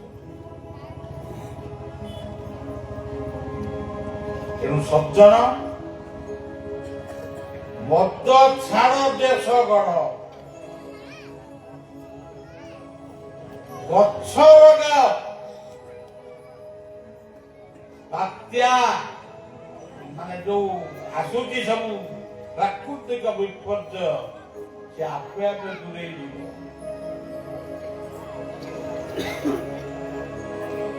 ତେଣୁ ସଜ୍ଜନ ଜରେ ଜନାର୍ଦ୍ଦନ ସେ କିଏ ବଳଦେବ ବଳଦେବ ହଉଛନ୍ତି ଜ କେମିତି ଜ ହେଲେ ତାପରେ ଗୋଟେ ବୁଝିବା ଦରକାର ସେ କେମିତି ଜୟ? ତାଙ୍କ କାନ୍ଧରେ ହଉଛି ଲଙ୍ଗଳ। ଆମେ ସିନା ଏବେ ଟ୍ରାକ୍ଟରରେ ହଳ ବୁଲଉଛୁ, କିନ୍ତୁ ଆମ କୃଷକ ମାନଙ୍କ ହାତରେ କଣ ଥିଲା? ଲଙ୍ଗଳ। ତାଙ୍କର ଆଉ ଗୋଟେ ହାତରେ ଅଛି ଶୂଳ, ମାନେ ଶିଳ୍ପର ପ୍ରତୀକ। କୃଷି ଆଉ ଶିଳ୍ପ ଇଏ ଦୁଇଟି ପାଇଁ ଆଜି ମଣିଷ ମାନେ ଖାଇବାକୁ ପାଉଛି। ଆମ ରାଜ୍ୟରେ ଆମ ଦେଶରେ ଏତେ ଧାନ ହଉଛି ଯେ ମାନେ ତାର ହିସାବ ନାହିଁ। ଏତେ ଧାନ, କିନ୍ତୁ ଆମ ପିଲାଦିନେ ଆମେ ଯୋଉ ଧାନ, ବିରି, ମୁଗ, କୋଳଥ, ଭେଣ୍ଡି ଆକୁ କଣ ସବୁ ଦେଖିଲୁ, ସେଇଗୁଡାକ ଭୁଲି ଯିବା ଦ୍ୱାରା ଆମେ ଟିକେ ଅଭାବ ଅନୁଭବ କରୁଛୁ। ତେଣୁ ପ୍ରଭୁ ବଳଦେବ ଏଇ ତୁଳସୀ କଥାକୁ ନେଇ ଆମର ବଳଭଦ୍ରଙ୍କ କ୍ଷେତ୍ର ନାଁ ହଉଛି ତୁଳସୀ କ୍ଷେତ୍ର। ଯାହାକୁ କୁହାଯାଇଛି ଗୋବିନ୍ଦ ବଲ୍ଲଭା ଦେବୀ ଭକ୍ତ ଚୈତନ୍ୟ କାଳିନୀ ଅପବର୍ଗ ପଦେ ସଦା ବିଷ୍ଣୁ ଭକ୍ତ। ତେଣୁ ଜନାର୍ଦ୍ଦନ ହଉଛନ୍ତି ବଳଦେବ। ଜ କହିଲେ ବଳଦେବ, ତାପରେ କିଏ ଆସିଲେ? ଗ। ଗଟି କଣ? ଗ କହିଲେ ଗଙ୍ଗା, ଗ କହିଲେ ଗାୟତ୍ରୀ, ଗ କହିଲେ ଗୋମାତା, ଗ କହିଲେ ଗତି। ଏଠି ଆଜି ଆମେ ଯଜ୍ଞ କରୁଛୁ, ମନ୍ଦିର ପ୍ରତିଷ୍ଠା କରୁଛୁ, ସତ୍ସଙ୍ଗ କରୁଛୁ। ଆମେ ତାକୁ ଗୋଟେ ଏମିତି ମାମୁଲି କହିଦଉଛୁ। ଆମେ ଯାଇଥିଲୁ ଜୟପୁର, ଏଠି ବଢିଆ ହେଇଥିଲା, ଗୋଟେ ଏମିତି କହିଲା, ଶୁଣିଲୁ, ଏମିତି ଆଇଲୁ। ଆଉ ସେ କଥା ନୁହେଁ। ଯେଉଁଠି ସତ୍ସଙ୍ଗ ହୁଏ, ଯେଉଁଠି ଯଜ୍ଞ ହୁଏ, ଯେଉଁଠି ନାମ କୀର୍ତ୍ତନ ହୁଏ, ଅମୋକ୍ଷ ପ୍ରେତମାନେ ମୁକ୍ତି ପାଆନ୍ତି। ପିତୃଲୋକମାନେ ଯୋଉମାନେ ପ୍ରେତ ଲୋକରେ ଏବେ ବି ଘୁରୁଛନ୍ତି, ସେ ଆଜି ଏଇ ସତ୍ସଙ୍ଗ ଭିତରେ ଇଏ ସତ୍ସଙ୍ଗର ବାଣୀ, ବ୍ରାହ୍ମଣର ବେଦ ଧ୍ୱନି, ସଂକୀର୍ତ୍ତନ ମଣ୍ଡଳୀ ମାନଙ୍କର ନାମ ଧ୍ୱନିରେ ସେ ଉଦ୍ଧାର ହେଇ ପଳେଇଲେ। କୂଳ ପବିତ୍ର ନିକୁତା। କିନ୍ତୁ ଆମେ ଭାବୁଛୁ ଜୟପୁର ଯାଇଥିଲୁ, ଏମିତି ଏମିତି ହଉଥିଲା, ଏମିତି ହେଲା, ଏମିତି ହେଲା। ଏଗୁଡାକ ହଉଛି ମାନେ ଆମ ଛୋଟିଆ ମୁହଁରେ ବଡ କଥା। କିନ୍ତୁ ଗୀତା କହିଲେ ତମେ କଣ କରୁଛ, ଏଇଠି ବଇଛ, ତମ ମନ ଯାଇ କୋଉଠି, ସେ କଥା ଅନ୍ୟ ଲୋକ ବୁଝିପାରିବେନି। ମୁଁ ତମ ହୃଦୟରେ ଅଛି। ମୁଁ ସୂର୍ଯ୍ୟଙ୍କ ଭିତରେ ଅଛି, ମୁଁ ଯଜ୍ଞାଗ୍ନି ଭିତରେ ଅଛି, ଦୀପାଗ୍ନି ଭିତରେ ଅଛି, ମୁଁ ପାଣି ଭିତରେ ଅଛି, ମାଟି ଭିତରେ ଅଛି, ଏବଂ ଅଛି ତମ ହୃଦୟରେ। ଭାଗବତ ସେ କହିଛନ୍ତି ସୂର୍ଯ୍ୟ ଅନଳେ କିବା ଜଳେ ଅଥବା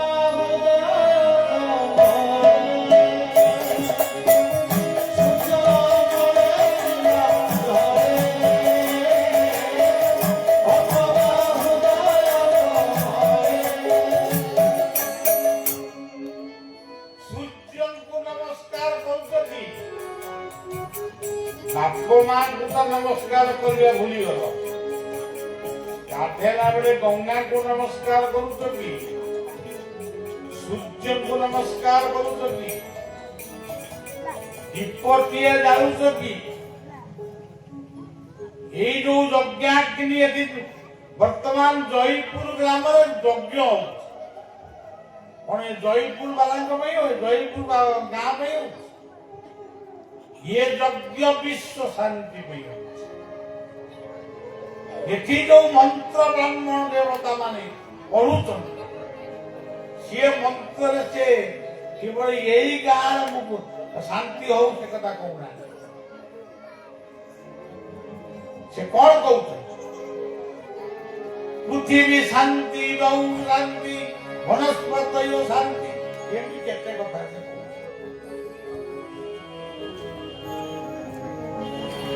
ଗୀତାର ପରିଷ୍କାର କହିଲେ ମୁଁ ହଉଛି ଯଜ୍ଞ। ବେଦେଷୁ ଯଜ୍ଞେଷୁ ତପସ୍ସୁ ଚୈବ ଦାନେଷୁ ଯଜ୍ଞ ପୁଣ୍ୟ ଫଳଂ ପ୍ରଦିଷ୍ଟ ଅତ୍ୟେତି ତତ୍ ସର୍ବ ମିଦଂ ବିଦିତ୍ୱା ଯୋଗୀ ପରଂ ସ୍ଥାନ ମୁପୈତି ଚାନ୍ଦ। ये ସୃଷ୍ଟି ତିଆରି ବେଳେ ପ୍ରଜାପତି ବ୍ରହ୍ମା ପ୍ରଥମେ ଯଜ୍ଞ କରିଥିଲେ। ସେ ଯଜ୍ଞ ଭିତରୁ ପ୍ରଥମେ ଜନ୍ମ ହେଇଥିଲେ ବାଉଁଶ। ବାଉଁଶ କାହିଁ ଆଗେ ଜନ୍ମ ଦେଲା? ବାଡ଼ିଆ ପିଲା କରିବା। ବାଉଁଶ ଜନ୍ମ ନେଇଥିଲା ଲୋକ ଟିକେ ମାନେ ଶାଗ ଭାତ ଖାଇକିରି ଶାନ୍ତିରେ ଟିକେ ଘରେ ଶୋଇଲା। କୋଠା ବାଡି ହେଇଗଲା ତ ମରିଲା। ତେଣୁ ये यज्ञ अनुबंधित यज्ञ। ये यज्ञ को किए बुझुला न बुझु वेद बुझिछन्। यथि ये यज्ञ उद्देश्य स्वतंत्र नाम मध्य करा जाए। हरे मुरारे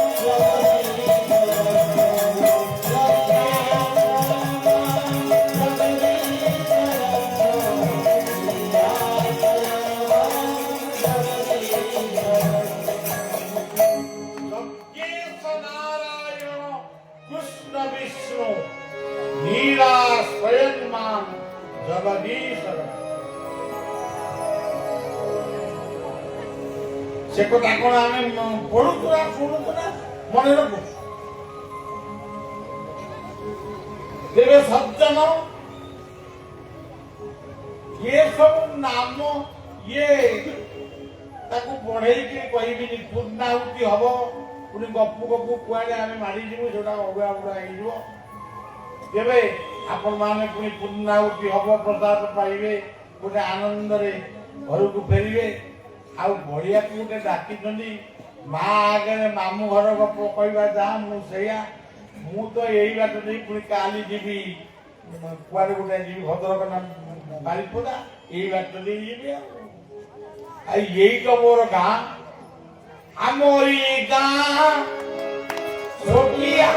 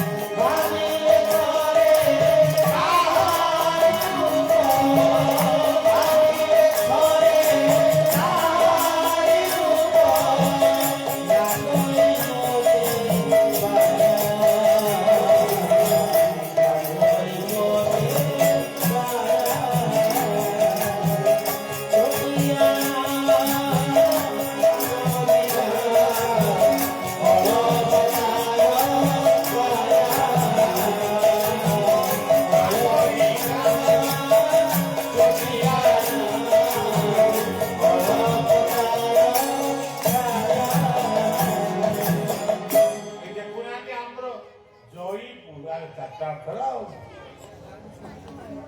କୋଲରେ ତାର ତିନିଟା ଅକ୍ଷର ତାର ତିନିଟା ଅକ୍ଷର ନାଗ ଚାରିଟା ଅକ୍ଷର ଏଇଟା 3, 4, 2 ଏଇ ଭିତରେ ସବୁ ନା କିନ୍ତୁ ବେଦ କହିଛନ୍ତି ବିଶ୍ୱର ଆତ୍ମା କୋଉଠି ଅଛି ବିଶ୍ୱଂ ପରିପୃଷ୍ଠଂ ଗ୍ରାମେସ୍ମିନ୍ ଅନାଥ ବିଶ୍ୱର ଆତ୍ମା ଗାଁରେ ରହିଛି ଘରକୁ ବୈକୁଣ୍ଠ କର ଗ୍ରାମକୁ ବୈକୁଣ୍ଠ କର ଆଉ ବୈକୁଣ୍ଠ କୋଉଠି ଏଇ ଜୀବନ ମନ୍ଦିରରେ ଏଇ ଯୋଉ ହୃଦୟ ରୂପକ ସିଂହାସନ ଅଛି ଇଏ ହୃଦୟର ଦେବତା ହଉଛନ୍ତି ଆତ୍ମା ଯାହାର 11 ଜଣ ସେବକ ଆଖି କାନ ନାକ ଏଇ ସବୁ ସେବା ନା ସେବକ ନା କିନ୍ତୁ ଆମେ ହାତଟି ପାଇଛୁ କାମ କରିବୁ କି ନାମ କରିବୁ କି କାହାର ସେବା କରିବୁ ଆମେ କରୁଛୁ କଣ ଛୁରୀ ଧରୁଛୁ ଭୋନ ଫୁଟଉଛୁ ମଦ ବୋତଲ ପିଉଛୁ ସିଗାରେଟ ଟାଣୁଛୁ ଗୁଟୁକା ଖାଉଛୁ ଆରେ ଇଏ କି କଥା ହାତ କଣ ଏଇଠି ପାଇଁ ସୃଷ୍ଟି ହେଇଥିଲା ଇଏ ଆଖି ମାର ମୂର୍ତ୍ତିକୁ ଦେଖିକିରି ମା କହିଲେ କଣ ମୋ ଯୁକ୍ତ ମୋ କହିଲେ ବ୍ୟାପକ ମୟ ମୋ କହିଲେ ମସ୍ତିଷ୍କ ଆ କହିଲେ ଆତ୍ମା ତେଣୁ ଯୋଉଠି ମା ସେଇଠି ମଧ୍ୟ ବାପା ଆପଣ କହିବେ ମତେ ସେ ଗୋଟେ ପିଲା କହିଲା ମତେ ସେ ମନ୍ତ୍ର ଫନ୍ତ୍ର ଗୁଡାକ ମୁଁ ଜପ ମାନେ କରିପାରେ ଆଚ୍ଛା ତୁ ବାପା ବୋଉ ଶବ୍ଦ ବାପା ବୋଉ ଇଏ ତାର ଅକ୍ଷର ଜାଣି ନା ସେଇଟା ଜାଣିବି ତାର ତୁ ଠିକ ମନ୍ତ୍ର ପଢୁଛୁ ତୁ କାଲି ଠାରୁ କହିବୁ ବାପା ବୋଉ କିଛି ଓମ୍ ଫୋମ୍ କି ଦରକାର କେବଳ କହିବୁ ବାପା କିମ୍ବା ବାପା ମା କେମିତି କହିବୁ ବା କହିଲେ ନିଶ୍ୱାସ ବା କହିଲେ ହାତ ପାଣି କହିଲେ ହାତ ବୋ କହିଲେ ଓଙ୍କାର ବ୍ରହ୍ମ ଓମିତ୍ୟକାକ୍ଷରଂ ବ୍ରହ୍ମ ପରେ ଓକାର ଦେଲେ ବୋ ହବ ନା ଆଉ ଉ କହିଲେ ଶକ୍ତି ଉତ୍ପତ୍ତି ଆମର ଜନ୍ମ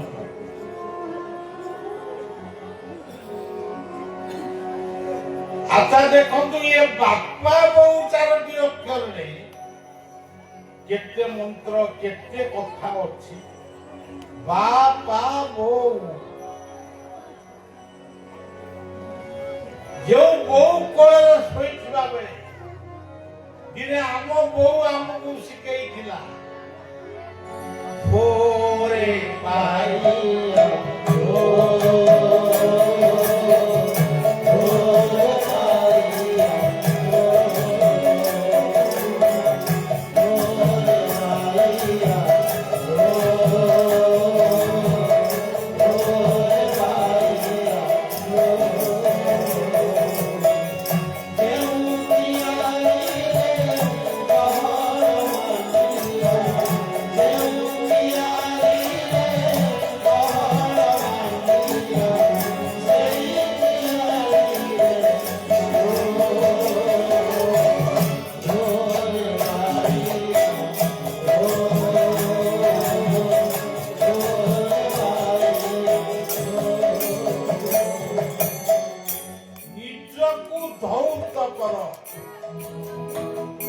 ନିଜକୁ ଶୁଦ୍ଧ ରଖ ପବିତ୍ର ରଖ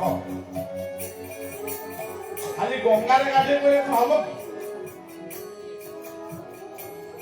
ଇଏ କଥା କିଏ କହିବ? ମୋ ବୋଉ ମତେ ଶିଖେଇ,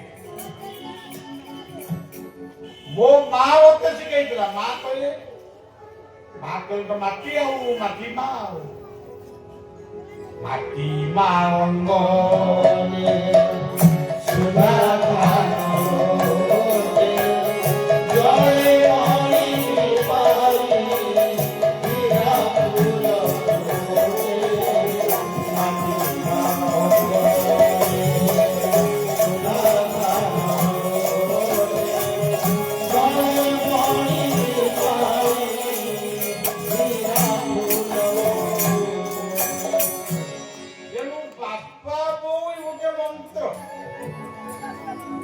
ଆପଣ କହିଲେ ନାଇଁ ଏଇଟା ମନ୍ଦିର ମନକୁ ଯାଉନି, ଆଉ କୋଉ ମନ୍ଦିରଟା ମନକୁ ଯାଉ?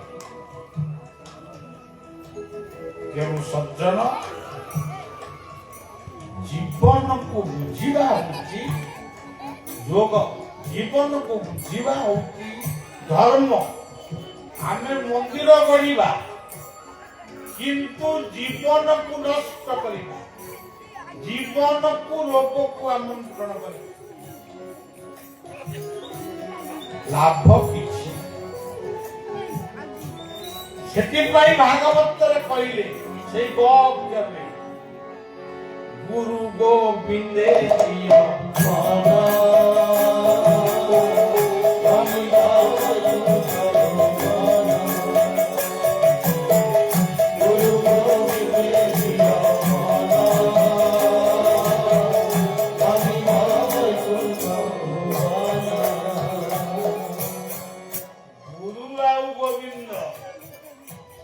ଦୁନିଆରେ କହୁଛ କିଛି ଆମେ ନବୁନି, କିଛି ନବନି। ଜନ୍ମ ହେଲା ନାହିଁ କିଛି ନବନି, ଜନ୍ମ ହେଲା ନାହିଁ। ମତେ ଯିଏ କହନି, ମୋ ଆଗରେ ଯିଏ କହନି ଆମେ କିଛି ନବୁନି। ଗୋଟେ ଗୋଟେ ଲୋକ କହନ୍ତି ଧନ ମାଗୁ ନାହିଁ, ଜନ ମାଗୁ ନାହିଁ। ମାଗୁଛି କଣ? ଶରଧା ବାଲିରୁ ହାତେ। ଶରଧା ବାଲିରୁ ହାତରେ କଣ କରିବ? ଏଟାকে ଟେକା ପକେଇ ବସିବ। ଆରେ ଭଲ କରି ମାଗ, ମୁକ୍ତି ମାଗ। ମୋର ଧନ ଦରକାର, ମୋର ଜନ ଦରକାର, ମୋର ପ୍ରତିଷ୍ଠା ବି ଦରକାର। ମୁଁ ଆପଣମାନଙ୍କର ପୁଅ କି ଆପଣମାନଙ୍କର ନାତି, ତଥାପି ଆପଣମାନେ ମତେ ଘଣ୍ଟ ବଜେଇ କୀର୍ତ୍ତନ କରି ମାନେ ଏତେ ଶୋଭାଯାତ୍ରା କାହିଁକି ଆଣିଲେ? ମୁଁ ତ ଆପଣଙ୍କ ପୁଅ, ଆପଣ ଘରର ପୁଅ। ଏ ଗାଁ ମାଟି ତ ମୋ ମୁଣ୍ଡରେ ସବୁବେଳେ ଅଛି। ତେଣୁ ପ୍ରତିଷ୍ଠା ଯଦି ନ ରହିବ କିଏ କାହାକୁ ମାନିବ? ସୌରୀ ବାବୁଙ୍କୁ ଆଜି ମୁଁ ଯୁଆଡେ ଯାଏ ଓଡ଼ିଶାରେ ତାଙ୍କ କଥା ବି ସମସ୍ତେ ମତେ ବି ମଧ୍ୟସ୍ଥି କରନ୍ତି। ଆପଣ ଟିକେ ସୌରୀ ବାବୁଙ୍କୁ କହନ୍ତୁ ଆମ କେସଟା ସିଏ ବୋଲି ସେ କଥା ମୁଁ କହିବି। କେଉଁ ସଜ୍ଜନ ପ୍ରତିଷ୍ଠା ଦରକାର, ଗୌରବ ଦରକାର, କିନ୍ତୁ ଗର୍ବ ନୁହେଁ। ମୋର ଧନ ଦରକାର, ଶାନ୍ତିରେ ବଞ୍ଚିବା ପାଇଁ ମୋର ଅର୍ଥ ଦରକାର। ମୁଁ ଝିଅ ବାହାଘର କରିବି, 10 ଲକ୍ଷ କି 20 ଲକ୍ଷ ଖର୍ଚ୍ଚ ହବ। ମୁଁ ତା ପୂର୍ବ ଦିନ ଯାଇ ଜଗନ୍ନାଥଙ୍କ ପାଖରେ କହିବି ମୁଁ ଧନ ମାଗୁନି, ଧନ ମାଗୁନି। ଏ ଧନ ମାଗୁନା, କାଲି ବାହାଘର କେମିତି ହବ? ମାଗ, সেই ধনକୁ মাগ না। দুঃখে সঞ্চিত যেতে ধন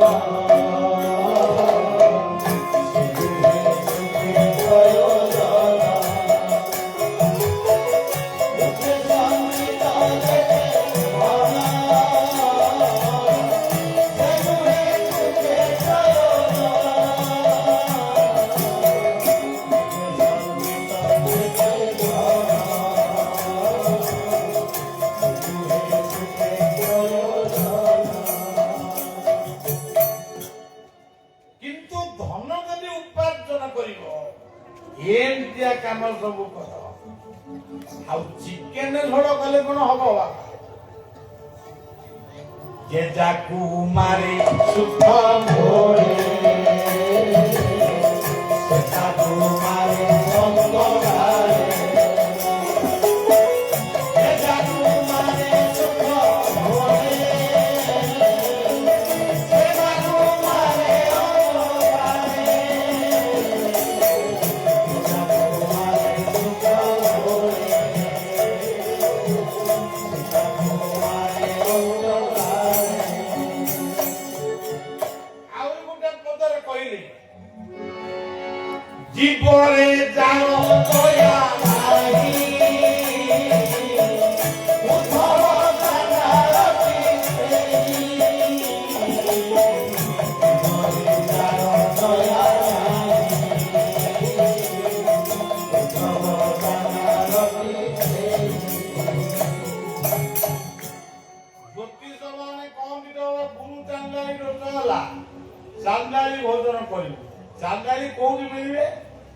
ନା ତମ ଘରେ ତୁବା ନିଜେ ଗୋଟେ ଚାନ୍ଦାଳ ଚାନ୍ଦାଳ କଣ ଖୋଜୁଛୁ? ତେଣୁ ସଜ୍ଜନ ଆଜି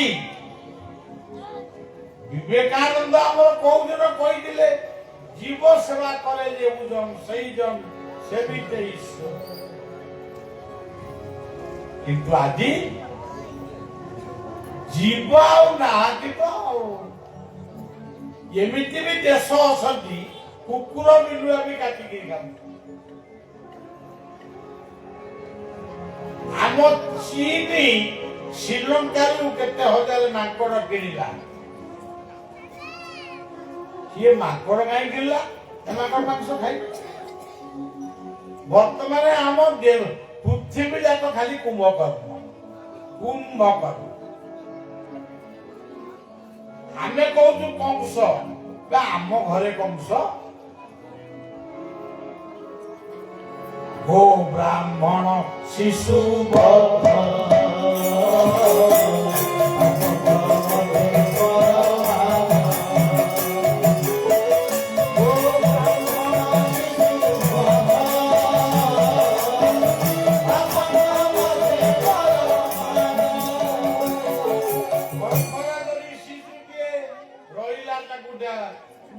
କୌଣସି ପ୍ରକାର ଯନ୍ତ୍ର ଫନ୍ତ୍ର ଜାଣିଲେ ଝିଅଟା ତାକୁ ମାରିଦେଲେ ଗର୍ଭରୁ ମଲା।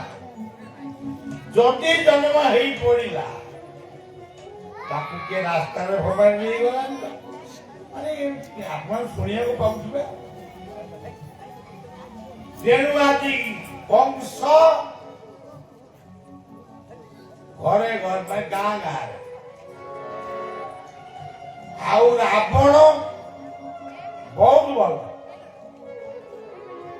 ସୀତାଙ୍କୁ ନେଇଥିଲା ତାକୁ ବଳାତ୍କାର କରିଛି ତାକୁ ଅଶୋକ କାନନରେ ରଖି। ମା ଭଉଣୀର ଇଜ୍ଜତ ମହତ୍ଵ କଣ ସେ ଜାଣିଛି।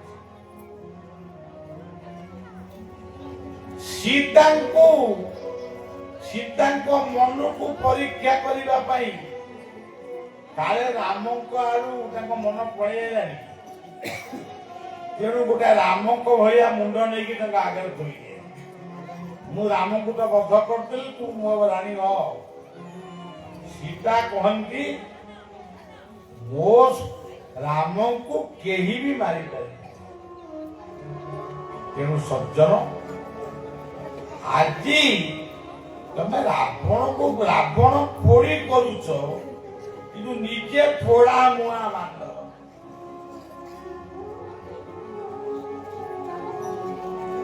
ଆପଣ ମାନେ ଟିଭି ପରଦାରେ ପ୍ରତ୍ୟେକ ଦିନ ଦେଖୁଥିବେ ନାରୀ ନିର୍ଯାତନା, ପୁରୁଷ ନିର୍ଯାତନା।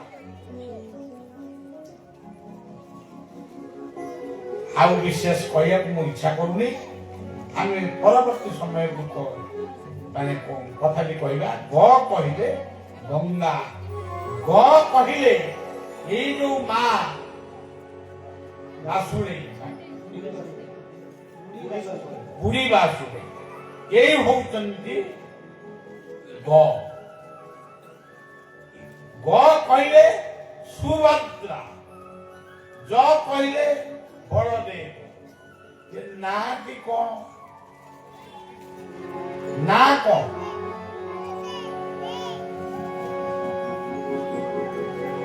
ଆକୁ ସଂକ୍ଷିପ୍ତରେ କହିଦଉଛି। ସତ୍ୟ ଯୁଗରେ ନାଁ ହଉଛି ନାରାୟଣ। ନାରାୟଣଂ ପରାଂ ଦେବା, ନାରାୟଣଂ ପରାଂ ଧରା, ନାରାୟଣଂ ପରାଂ ଗତି, ନାରାୟଣଂ ପରାଂ। ତ୍ରେତୟା ଯୁଗରେ ନାଁଟି କଣ? ରାମ ନାରାୟଣ ନମୃତ, ମୁକୁନ୍ଦ ମଧୁସୂଦନ, କୃଷ୍ଣ କେଶବ ସଂସାରେ, ହରେ ବୈକୁଣ୍ଠ। ତ୍ରେତୟା ଯୁଗରେ ବି ନାଁ କଲେ ରାମ ନାରାୟଣ। ଦ୍ୱାପର ଯୁଗରେ ନାଁଟି କଣ? ଯଜ୍ଞେଶ ନାରାୟଣ କୃଷ୍ଣ ବିଷ୍ଣୁ, नीला स्वयं मां जगदीश्वर। द्वापर जुगरे भी नारायण। तेरे कली जुगरे गोटे कौन ना?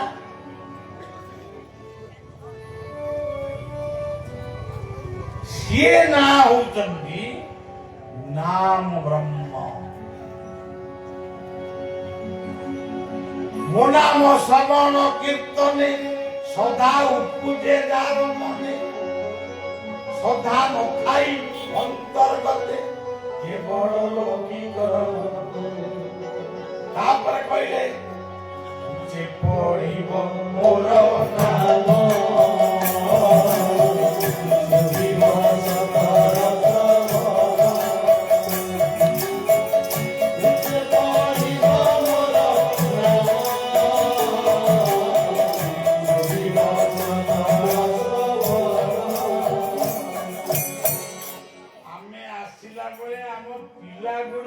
युवक माने जो नाच नाचु थांती बोले अरे तो बिना मदरे भल नाचुन मद पिकर जाए नाचु।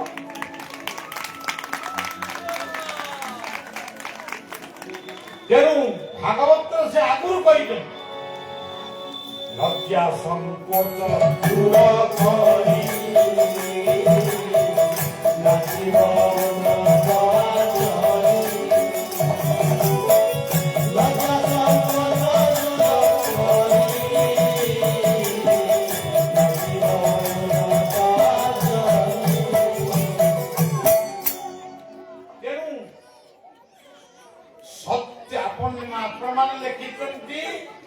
हरि कथा। हरि किए लंबे कहलु संक्षिप्त कहलु सत्य रे नर हरि नर नृसिंह नमोई नृसिंह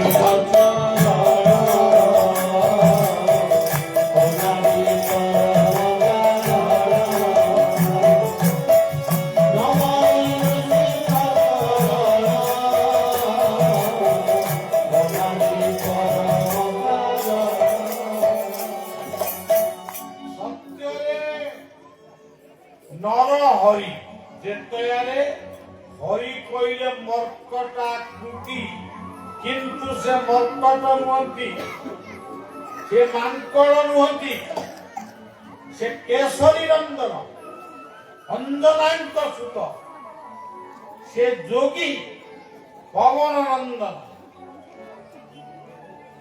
से के हरि कहले हनुमान।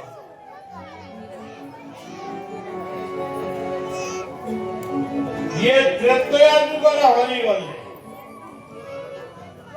तेरे गोटे तापर गोटे जुग आइला द्वापर। आम प्रमाण कर लेखा से कहला द्वापर हरि किए? द्वापर हरि निजे होउछंती कृष्ण। कली जुगरे हरि रूपरे से आविर्भाव हेले। ना कौन? गौर हरि हरि।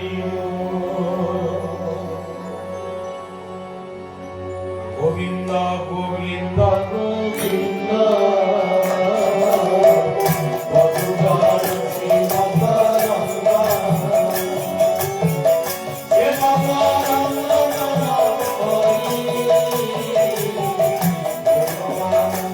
হরি হরি আনন্দে বল হরি হরি হরি হরি নামে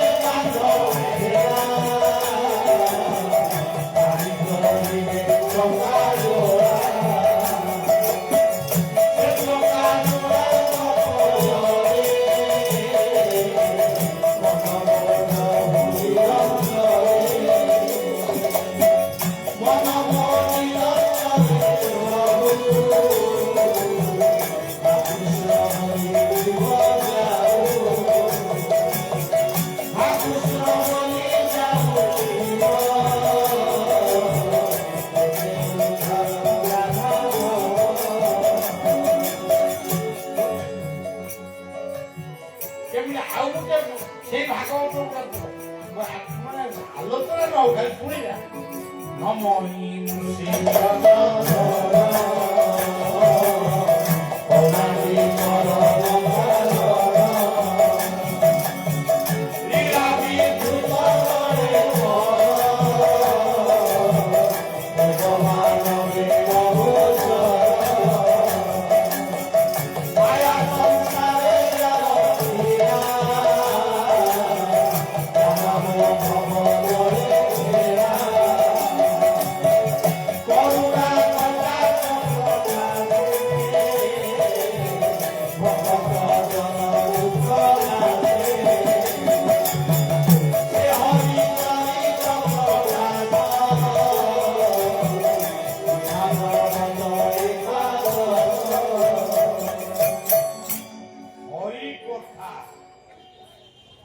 ପାପ ଆଉ ତାପକୁ ଯେ ହରଣ କରନ୍ତି ସେଇ ହଉଛନ୍ତି ହରି। ଆଉ ହରି ନାମ ଯୋଉଠି ହଏ ଭଗବାନ ସବୁ ମନ୍ଦିରକୁ ଛାଡ଼ି ଦେଇ ସେଇଠି ଆସିକିରି ମାନେ ନାଚନ୍ତି କି ଶୁଣନ୍ତି ଯାହା କରୁଛନ୍ତି ମଦ ଭକ୍ତା ଦତ୍ର ଗାୟନ୍ତି ଦତ୍ର ନିଷ୍ଠା ବିନା। ବର୍ତ୍ତମାନ ଜଗନ୍ନାଥ ବଡ଼ ଦେଉଳରେ ଅଛନ୍ତି, ଆମ ଗାଁ ଦେଉଳରେ ଅଛନ୍ତି, ତା ସହିତ ଏଇ ସତସଙ୍ଗରେ ସେ ଅଛନ୍ତି। ଏଇଠି ଅଛି ଯଦି ଯାଆନ୍ତି ସେ କାହିଁ କହିଲେ ମୁଁ ଯୋଉଠି ହରିନାମ ସେଇଠି ଥାଏ କାହିଁ କହିଲେ ତାଙ୍କ ନାଁରେ ମକଦ୍ଦମା ନାହିଁ ବୋଲି କଣ ଯାହା ମାନେ ତା କହିଲେ। ତେଣୁ ସେ ଅବତାର ରୂପରେ ଗ୍ରହଣ କରି କହିଛନ୍ତି ମୋର ଭକ୍ତ ମୋର ମିତ୍ର ସେବନେ ଜଗତ ପବିତ୍ର। ମୋର ଭକ୍ତ ମୋର ମିତ୍ର ସେବନେ ଜଗତ ପବିତ୍ର। ତେଣୁ ଜରେ ବଳଦେବ ଘରେ ସୁଭଦ୍ରା ନାରେ ନିଜେ ଜଗନ୍ନାଥ। ଆଉ ଥଟି କଣ ଧୈର୍ଯ୍ୟ ଥକା ମନ ଚାଲ ଯିବା ଥକା ନୟନ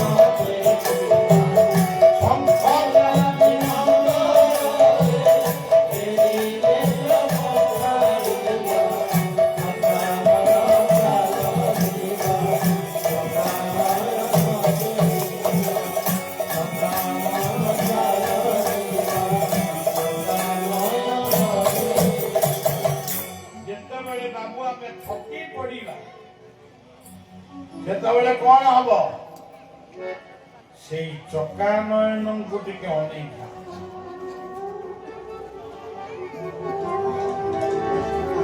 ବୟସ ମନେ କରାଯାଉ 90 ବର୍ଷ ଡାଇରିଆ ଝାଡା ଫାଡା ହେଇଗଲା ପୁରା ଦୁର୍ବଳ ହେଇଗଲା ଶରୀରଟା। ଗୋଟେ ଖଟ ଉପରେ କି ମେଡିକାଲ ବେଡରେ ଶୋଇଛି। ସମସ୍ତେ ଯାଉଛନ୍ତି ଦେଖିବା ପାଇଁ, କିଏ କହୁଛି ବାପା, କିଏ କହୁଛି ଅଜା, କିଏ କହୁଛି ମାମୁଁ। ଆଉ ଉଠିକି ବସୁନା, ମୁଁ କଣ ଆଉ ଉଠି ପାରିବି ବାପା, ମୋର କଣ ଆଉ ବଳ ଅଛି? ତାମାନେ ବଳଭଦ୍ର ଆଗରୁ ପଳେଇବେ। ତାପରେ ମଣିଷ ଚିହ୍ନୁଥିଲେ, ଇଏ କିଏ ଆଇଛି? ସିଏ ମୋ ଭଣଜା ଆଇଛି, ସେ ଅମୁକ ଆଇଛି। ଏମିତି ହଉ ହଉ ତାପରେ ଆଉ ମଣିଷ ଚିହ୍ନି ପାରିଲେ ନାହିଁ, ଖାଲି ହୁଁ ଆଇଲେ। ତାମାନେ କିଏ ଗଲା?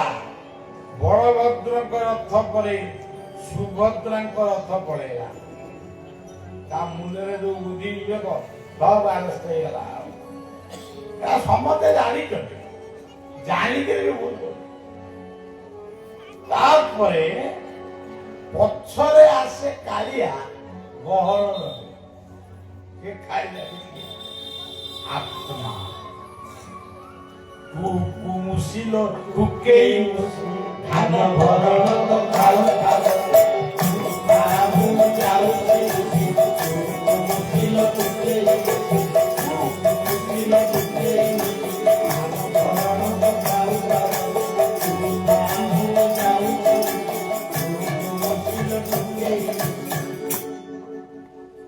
ତେଣୁ ଏଇଟା କଥା। ଆଉ ଇଏ ସବୁ କଥାର ତତ୍ତ୍ୱ ଅଛି। ଏଇ କଥାକୁ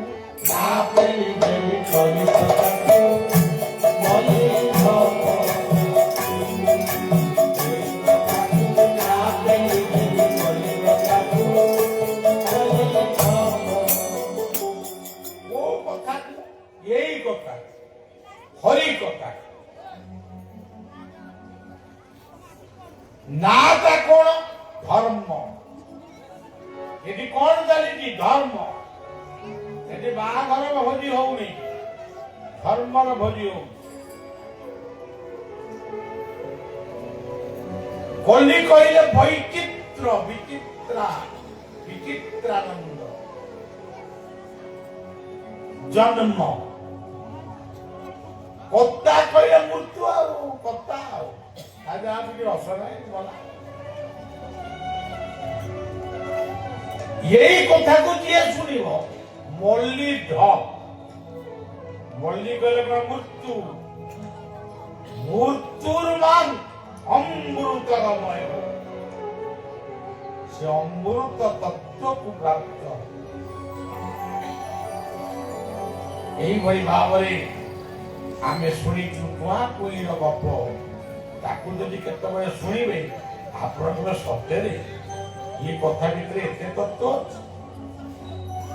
ତେଣୁ ସଜ୍ଜନ, ଜ ହେଲେ ବଳଭଦ୍ର, ଗ ହେଲେ ସୁଭଦ୍ରା, ନା ହେଲେ କାଳିଆ ବ୍ରହ୍ମ, ଥ ହେଲେ ସୁଦର୍ଶନ। ସୁଦର୍ଶନ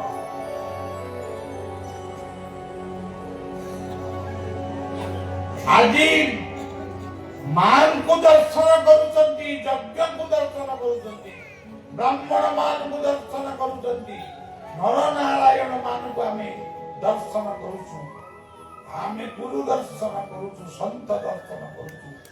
ଏଇ ହଉଛନ୍ତି ସୁଦର୍ଶନ।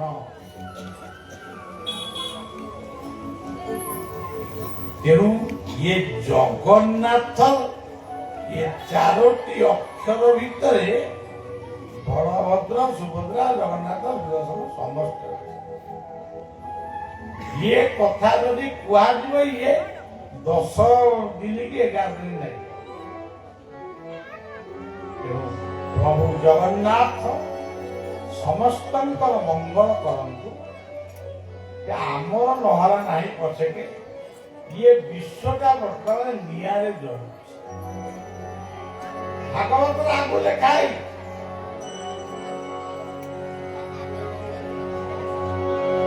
ଅନନ୍ତ ମୁଖୁ ଅଗ୍ନିଜାତ ଦହି ପାତାଳ ସಮೇତ ଦହନ ଅନ୍ତେ ଏକମାନ ମିଳନ୍ତି ଗଗନ ମଣ୍ଡଳ ସମ୍ବତ୍ତ ନାମ ସେବ ବର୍ଷ ଅଦ୍ଭୁତ କଥା। ସୌରୀ ବାବୁ କହୁଥିଲେ ମୋ ପିଲାଦିନର କଥା ଟିକେ ମତେ ବି ମନେ ପଡୁଥିଲା। ବାବା ପାଠ ପଢିବାକୁ ଆସନ୍ତି ଗୋଟେ ଅନ୍ୟ ମନସ୍କତା। ପରୀକ୍ଷା ବେଳେ ମୁଁ ଗୀତା ମୁଖସ୍ଥ କରେ। ଇଏ ଭାଗବତ ପଦ ମୁଁ କଣ ଆଜି ଶିଖିଛି? ମତେ କୋଉ ସମୟ ହେଇଛି ମୋ କଣ୍ଠରୁ ଜାଣିପାରୁନା। ଯୋଉ 4-5 ମୁଁ ଯିବି ପ୍ରୋଗ୍ରାମ କରିବା ପାଇଁ କୁଆଡେ ବୋଲେ କୁଆଡେ ଯୋଉ 5-7 ଦିନ ଟିକେ ଆଶ୍ରମକୁ ଆଉଛି ସତେ ଯେମିତି ମୁଁ ଗୋଟେ ମନ୍ତ୍ରୀ ହେବି କି MLA ହେବି କି MP ହେବି। ଲୋକ ଦିଆ ଆଉ କହିବା କଥା ମୁଁ ଗପି ଗପି ଗପି ଗପି ଶେଷରେ କବାଟ ବନ୍ଦ କରିକି ମତେ ଅଧଘଣ୍ଟେ ବିଶ୍ରାମ। ଆଜି ବି ସେଇ ଗପ।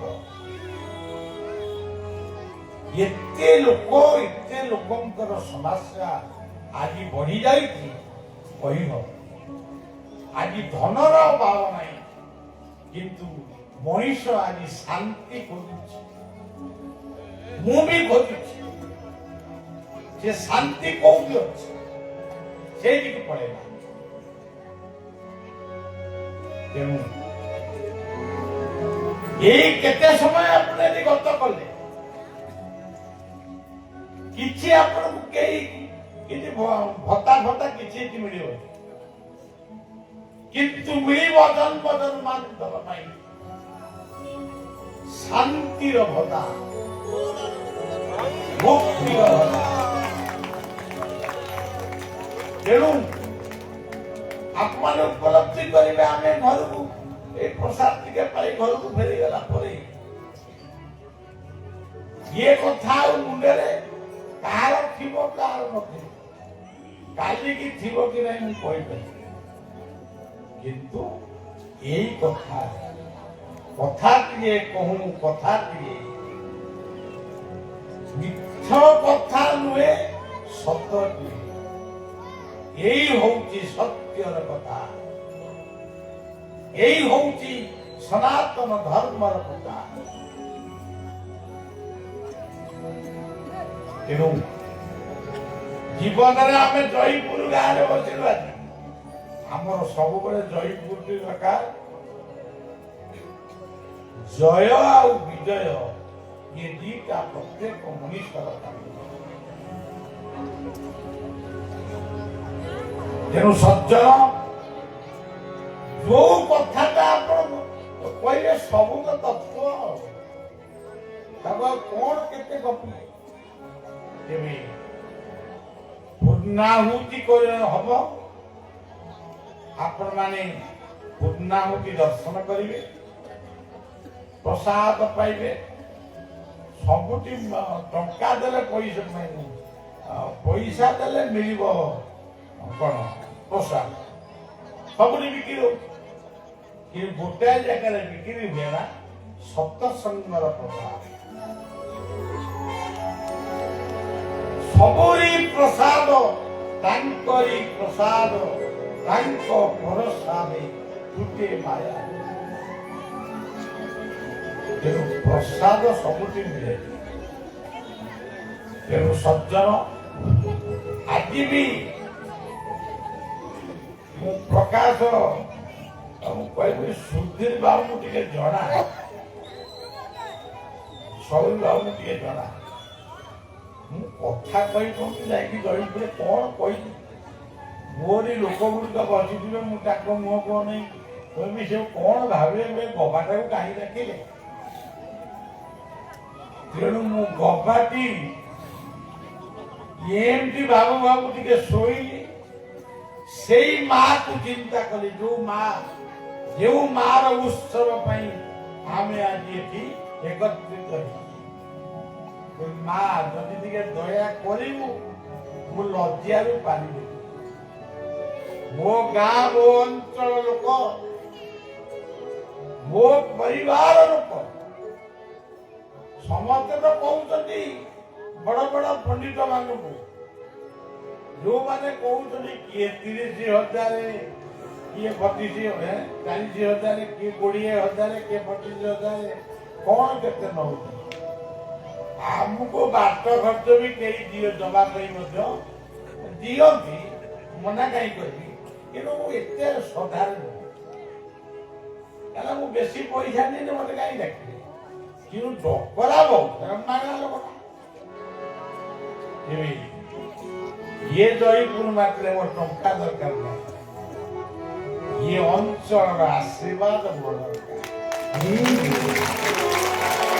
वो अंचल सुनार अंचल वो झील माने सुना पुओ सुना झील ये मार पाखे जगन्नाथ पाखे आंतरिकतार सहित प्रार्थना करी बढ़िया विश्राम नौची मत आज राति के घटघट पुणी मठर नहीं आईना को देखिए बहुत लोग अच्छा घटघट हेबी पुणी काली ठार पुणी एमती मो जीवनटा होचे मुझे खुशी किंतु टिके बयस बढ़ुची क्लांति लगे बहुत क्लांति मु भावुची कोठी टिके क्लांति मते न नागियो मते सेठी की नहीं गलो तेणु सब से ठाकुर ये लीलामय सबू तो लीला समस्ते आमे वर्तमान कीर्तन जोरसोर करदबा जय राधा हरि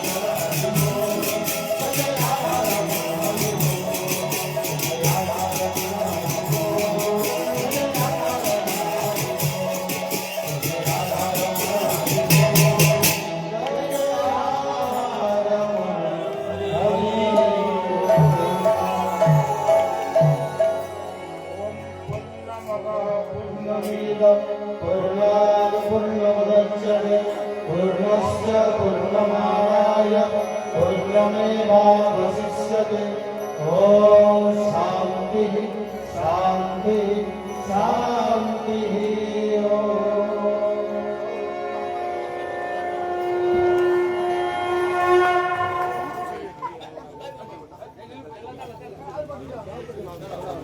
আগে